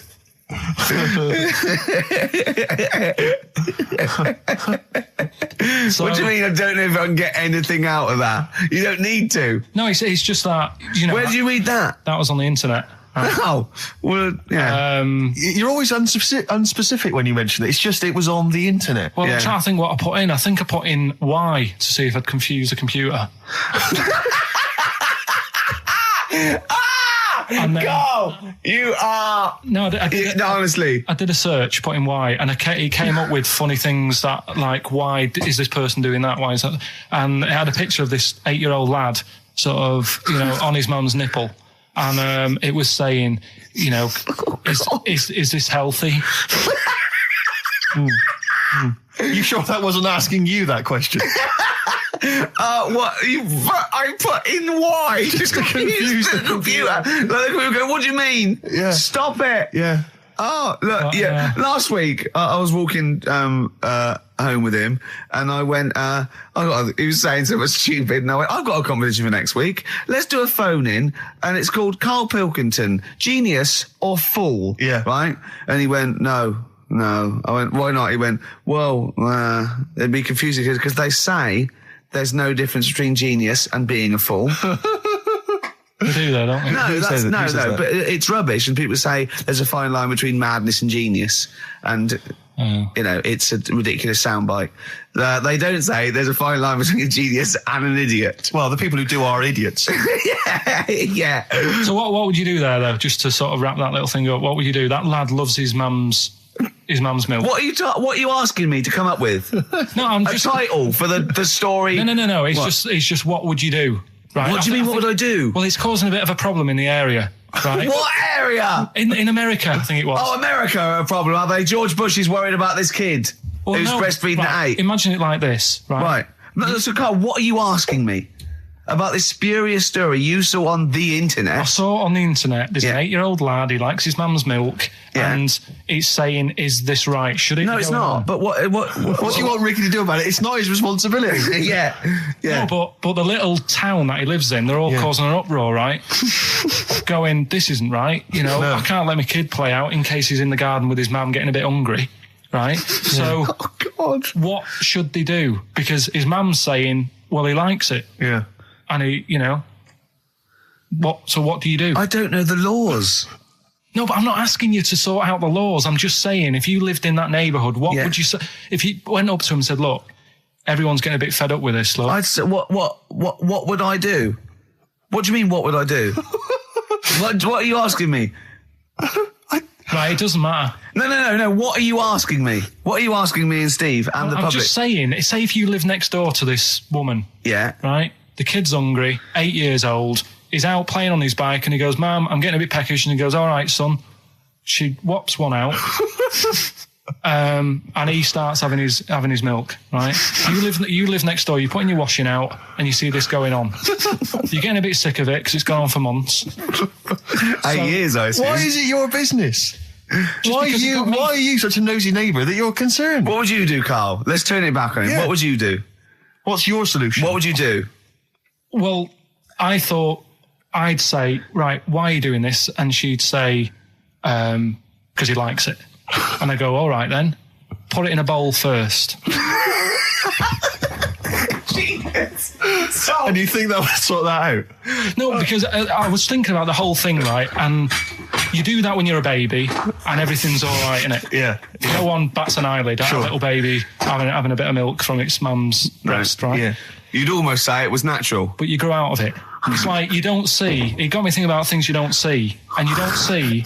Did you put this into a computer? Show me things you don't see. What else don't you see? Well, you don't see like an old man having a Twix.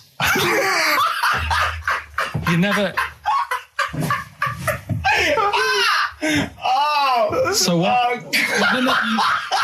You know the terrible thing about all this, Steve, is he's right. You don't see an old man I eating a know, Twix. that's a terrible thing. So what they have got, right, they've made old man toffees, haven't they? They've come up with Werthers. Is that a song? Oh God! You don't see it.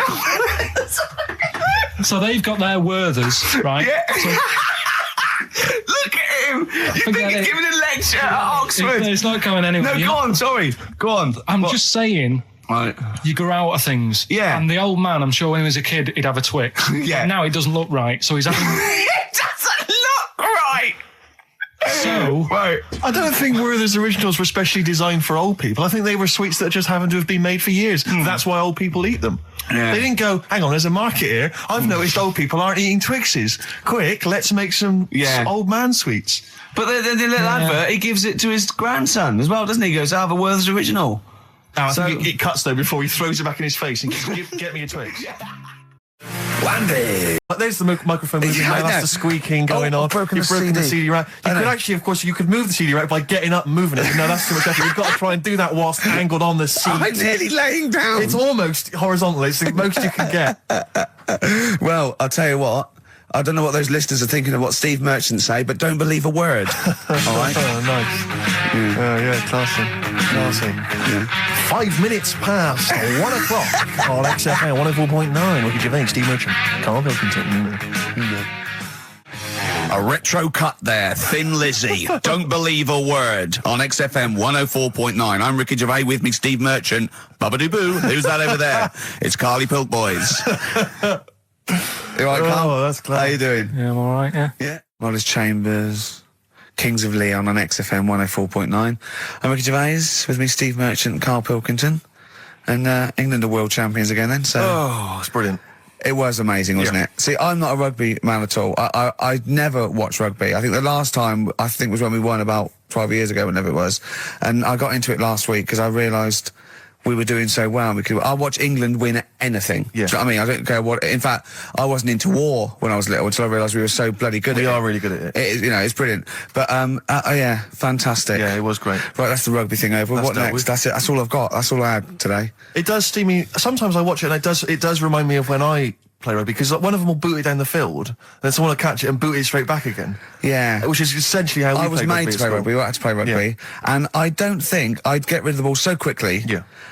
I don't think I ever got tackled or fell over. Yeah. I think I touched the ball about 20 times in the 2 years it was compulsory. Yeah. I was terrified. Yeah, absolutely. And same as cricket. I can't. I'm a terrible batsman. I'm all right at bowling, but it seemed like the pastime for people I went to school was to injure you. Yes. It was funny to see someone poleaxe. It was funny to see someone get a cricket ball in the head. Absolutely, yeah. You know, I never relaxed into rugby because the first day I was going to play it, my mum, I swear to God, my mother said, "You're playing rugby today. You got the kit and everything. Enjoy it. Be careful." There was a kid at my school who broke his neck. And cheers, Mum. thanks very much for that. See you later. So I just went to school absolutely One thing, broken neck, is that all? Did you get better in a couple of days? Oh, can find your wheelchair. No. Enjoy the game, though. Yeah, no, it was absolutely I was just petrified from that day. See, at least American football, you know, got helmets. the helmets. Yeah, but anyway, no injuries, thank God. Thank goodness. So, well, I tried to play rugby, but it's awkward when you've got glasses. I don't know, there's something about you didn't really play with glasses on. Yeah, of course. I couldn't see anything, could I? I couldn't see anything. How else was I going to play?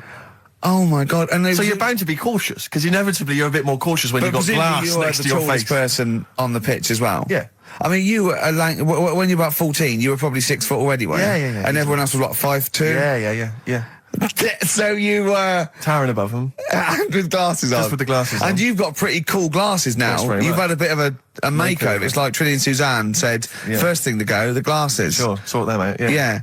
And presumably you used to have those National Health sort of bottle. Pretty much. Yeah. Is it true you've never been able to mosh? I tried to mosh. Because I've always watched people stage dive in, moshing at concerts. I've always thought that looks like brilliant. You know, when they ride above like a everyone's wave, heads, like they're surfing across someone's heads. And so everyone's like, yeah. And I always wanted to do that because I'm a big rock music fan. And the only time I did mosh was at Rage Against the Machine.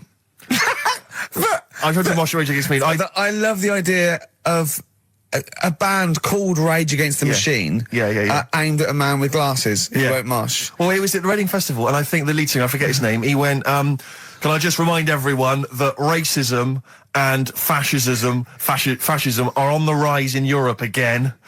Let's not let it happen. What did you do? And we all cheered, obviously. I mean, if there's one thing that guarantees a cheer at Reading Festival, it's down with fascism. And what did they do about it after the concert? Pretty much went back and... went home and had a cup of tea? Probably, I don't know what they got up to. They didn't go to Europe then and try and start... I don't think they got involved politically in Europe. I think they just continued to rage. Against the Machine? Yeah, but largely in America, I think. Sure. I tried to mosh, and I got moshing, and glasses flew off. And I remember, because we were playing away, you know, do what you tell me. And I was just going, careful! I've dropped my glasses. Can we be careful? Loads of kids in hooded tops. Yeah, exactly. Just going mental. Yeah, and they're all jumping up. So can we just calm down for a second? Let's not be silly. Yeah. It was absurd. And I had to kind of, scrabble around on the floor, and thankfully they were okay and they didn't get broken. So what couldn't you do then? What do you mean, what couldn't I do? What, at school? Can you not see without glasses? No. I mean, it's like that you couldn't do anything. It's a blur. Really? It's a blur, definitely. God. Yeah, it's like being kind of punch drunk or whatever. So yeah, you can't play sports when you've got glasses. But why not contact lenses? Because they're not strong enough. No, they seemed a bit fiddly. Oh, brilliant. Bit of Lou Reed. Is that what you want? Yeah, Satellite of Love. Classic. A retro cut. Don't steal our son. Please, lads. Thrills. On XFM 104.9, I'm Ricky Gervais. With me, Steve Merchant and Karl Pilkington. Yeah. Little Carly Pilkington, little baldy mank, whinging little twat. How are you? Yeah, all right, yeah. What are you doing? Happy? Feeling a bit happier today? You look as full of spunk, as they say in America. Yeah, I'm all right. Just a bit of a miserable day, though, isn't it? Yeah. A bit miserable. Yeah. Walking in today, right?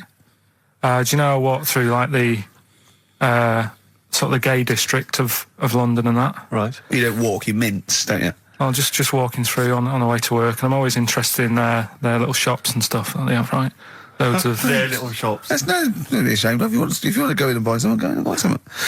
I'm just having a look at, looking in the windows and stuff. There's little postcard just near the entrance. Yeah. That's meant to tease people in, to make people go, that sounds good, I'll nip in, right? Little postcard, free butt plugs with every sale. That's great. How did we get from 5p off milk to free butt plugs with every sale? Wow. What society come to? Well, it's because we're liberated, Rick. Yeah. You know, it's an open What society. did you buy to get them? You didn't buy... No, I didn't. But what's the purpose? What, of the poster or of butt plugs? Butt plugs, because I really honestly You don't. shove them up your arse, don't you? Whoa, slow down, bum. Shove them up your bum. Yeah. But when? Is that just like when you're doing whatever, doing stuff around the house, or? I think it's not to keep things out. Is it like you would use a plug in the sink to keep, the water in the sink? Oh, if you're not gay. Get that? Oh, yeah. No, I know what you mean, yeah. I don't know. No entry. What is it? I mean, I don't understand what I that's don't know. I assume it either feels good or are they... well, I've got to be careful here. Or are they sort of like breaking it in? Right, yeah. Do you know what I mean? Like it's like a shoehorn. Sure. or It's like when you stick paper in your shoes if they're a bit tight. Or those people who sort of like put little bits of wood in their lips, and then as soon they've got big plates in their lips. Yeah. Same as the butt plug. It means you can, you're ready for anything. I don't know, do I? And look at Carl's face. Well, if you know what butt plugs are used for, then I'll get in touch. Ricky.Gervais at xfm.co.uk. What do you think? If there's any... I can't believe we're already on this subject. I know. It's 1:05 and we're I was going to say then, if there's any people who use butt plugs, and I was thinking that Karl would have said, well, they're not up yet. Yeah. Because they go out late. No, but what? We're award-winning people. We've written a TV Not on show. radio, though. Not on radio. We're rubbish on radio. I know, but We've got nothing to lose. But I always say to you, Steve, that I like educating people and that. Now, the way I see it is I didn't know what they were. Let's phone to go. Someone know about butt plugs. All right, we'll get. No, get them on. Get them on. Ask them. No, because they might say something dodgy. Oh. Yeah, whereas, what have we just been doing? Just take a chance. Take a chance and tell them not to swear. Well, you tell them. Okay. Right, Steve. I haven't got my headphones on. Hello, who's that? Hold on. Who, sorry? Nicholas. Nicholas, hello, mate. You're not going to swear, are you? No, I'm not going to Keep it clean. Yeah. Keep them keen. What were you calling about? I'm phoning about your plugs. About, not my plugs, but your plugs in general. What, do you know much about them? No, Are you a plug user yourself? No, I'm just thinking if maybe you've got some gay friends and you're spending the night at their place, you might want to use one. Right. What, you mean experiment with them, or...? No, so you can make sure they're not going to do anything while you're asleep. Could I suggest, just lock the door? I mean, that is easier to me. Can I make a bigger suggestion? That's probably the most homophobic thing we've had said on the show today. Thanks very much for your call. Right, okay, good. Well, that's why we shouldn't put people on the fly. Just, without checking first. I think Karl's made a good point. That's the calibre of listener we've got. Jet, are you going to be my girl on XFM 104.9? I'm Ricky Gervais, with me Stephen Merchant. Over there, little roundy bald head of Karl Pilkington. Good news and bad news. Good news is, boys are back in town, we're here for 2 hours. Hello. Bad news is, we have no monkey news, gay fella news, or little Chinese fella news. Really? We're going to try and, leave that for a week, and then maybe come back to it. Yeah. Why do I get the feeling that within 20 minutes we'll be talking about little gay Chinese monkeys? Karl, think of that. We have got monkey news. Have we? Oh, yeah. So we've already broken that promise. Oh, okay. I thought we were going to try and sort of talk about something else. I just done Jonathan Ross show, and they don't talk about the same things every week. It's weird. It is weird. But, or as Karl says, weird innit? Yeah. So, gave this show about 5 plugs. Nice one. Yeah. So, I think we'll get upward of 800 people listening. Oh, double. For the first 2 minutes. Yeah. And then turning back. They're already switching over. I'd have thought so, yeah. I spoke to my friend yesterday. He's a little bit of an old fella, and he said that for his own amusement, he had an iPod in his car, and he bought a little sort of transmitter, and he could transmit the music from his iPod to sort of just beam it, kind of as he was driving along, to sort of passing cars. What do you mean? It's Make weird. their radio play it? Well, but if they had it in the right frequency, yeah. I mean, pointless, completely pointless, but not dissimilar to this show, I imagine, in terms of the number of listeners. Yeah, but I was going to say, what's the chances of people having this frequency on? Absolutely pointless. So it's probably about the same, yeah. Do you know what it reminds me of? When I was young, I wanted to get into radio. I was excited in radio. When I was sort of in my, I don't know, I was 11 or 12. My friend and I, we got a little mixing deck, and we used to host our own radio show. Brilliant. From his bedroom. We didn't have a transmitter, so we'd put some speakers in his front garden, in some bushes, and sort of broadcast it to people who were walking Again, by. probably over the week more listeners than this show. Almost certainly. I love the idea. It never happened, but I always was hoping that maybe some girls would just come by and just like sit and listen. These guys are great. I don't know where these sounds are coming from. It seems to be that bush, but or Noel Edmonds coming along going, who are these guys? Yeah. Can you get on my breakfast show? Can they stand in for me when I go on holiday? Yeah. Yeah. I did I say I did sort of pirate radio? No, go on. Got into hospital. yeah, the normal radio, but you had an eye patch on. Go on. Dad was in hospital, right? And he was having some operation done, right? And went to see him and didn't have that much to say to him, right? So I was sat there. Well, it's awkward though, isn't it, when someone's ill? Yeah. Sure. And you don't know. Boring, isn't it? Boring. So I was flicking around on that little radio thing they have. Yeah. And he had a radio station in the hospital, so I said, I'm going to go and join this. So I wandered off to go and find it. Yeah. Sort of joined that. Did a little show on there. Thought I can sort of get out to the masses here. My mate made a little transmitter. Did a little pirate radio show from the... got kicked out because they found out, and apparently I put the station at risk because all the stuff could have been taken off us. But from Little Acorn, 16 years later, he's on a show with less listeners. Yes. Brilliant. Can you imagine if you've gone into hospital, you're already pretty depressed, there's the fear of these super bugs in the hospital. Yeah. Maybe you've got some quite serious illness, you don't know if you're going to make it. His voice is what you hear to cheer you up. All right, weird, isn't it? That was the record before us, and here we are, pre-recorded, because we did this a few weeks ago, because we're not here at the moment, are we? We're away in that. I'm Ricky Gervais, with me Stephen Merchant. Hello there. And Karl Pilkington. He's not actually with us. He'll be in some of the best of clips that will be coming up shortly. Yeah, this is just us, isn't it? This is just us. We did this. When did we do this, Rick? A couple of weeks back. Hold on, what is it? It's the 27th today. Yeah. I enjoyed Christmas. I loved Christmas. I loved Christmas. I had a great time. What did you get? Loads of presents. So did and I. I'm glad they made it to number one. I'm really glad. Stroke, he, she. Yeah, I'm really glad that the pop idols, Cliff Richard, Westlife, made it to number one. Bo Selector. Yeah, just delete that. Yeah. Okay, well, we're going to play some of the best of, some of the greatest moments of the last 3 weeks. Yeah. Ever heard on XFM 104.9. What about this? Do you remember this one? Oh, which one is it? I'm Ricky Gervais, with me Steve Merchant.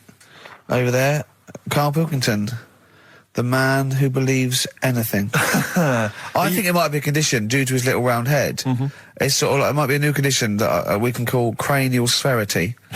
And because it presses on his lobes, and the only sort of upshot of that is he's normal everywhere, but he believes everything he reads or sees on Anna Nova. All right? Talking of which, Rick, I don't really follow the news. No. It's mainly boring, innit? Wars and stuff. Yeah. But I didn't know... Well... Yeah, well, it is a war. It's all this nonsense before and after. When it's a war, it's it's in the middle of the war. You can watch it on telly. True. You get results. True. You know what I mean? Like, do you know what I mean? Yeah. Like a test match or something. But it's all this rubbish before and after. It drags on. This recent war seemed, I thought, just generally, it was better presented than the previous one. Because I remember the first Gulf War, it was often during the night, and I couldn't stay up. Yeah, because I think the American had rights to it, like the Tyson fight, so we had to get it at 2 in the morning, exactly. Which is annoying. They had it, their prime time and that. Yeah, and a lot of it was in black and white as when the bombs went in. When the bombs went in. So this time there seemed to be a lot more colourful. Yeah, it's much better coverage. I think they should win awards. Yeah, well, I'd like for to see it. awards, So like Channel 4 won for cricket. Yeah, I mean, a few times as well, I was quite pleased to see they actually had footage of the bombs exploding. Yeah. No, good. Well done. Generally, good on you. Well done. Good on you. Yeah, it costs a lot though, doesn't it? It isn't a costly War's thing. a lot more when you got something like a Jimmy Carr game show, which probably costs about $100,000. Yeah, like half an hour of war costs millions. It's almost as expensive as like Terminator 3 or something. Yeah. But I mean, But then you got a variety. Exactly. Sorry, Steve, you're talking, mate. Well, no, I just wanted to make sure you're aware that the World Elephant Polo Championships have taken place. I did get it. I think they mentioned on. Yeah, we won, didn't we? England won. Yeah. Well, my question is, where have they been practicing? I don't know. Do you remember ever at school anyone ever saying to you, "Are you interested in playing polo with elephants?" Do you reckon it was 5 blokes in pith helmets kept sneaking into a whipsnade? Possibly. What are you doing, lads? We're practicing. Get down. Yeah. Get off them elephants. Yeah. I didn't even know we had a team. I can't believe it. No, but it's like Johnny Wilkinson and the rugby lads, they're going to get MBEs, all sorts. The elephant boys, the elephant polo boys, nothing. They're going to get nothing. I haven't seen the sun talking like to them. be fair, it's not like horse polo where I don't think there's a stick long enough. I think the elephants kick it, don't they? I think you might be right. I think they're not allowed to use their tusks. They'd burst it, won't they? I think They go, oh, start again. Raheem! Yeah. What do you mean the elephants kick it? All right, I've opened a can of worms here. Normal polo on a horse, they have like stick and that. Yeah, they whack them, right? But I think it's obviously they're too high up. I think I might be wrong, but I'm pretty sure they just train the elephant to kick it. So why are people something about? Why not just let them have a kick about without? Imagine that!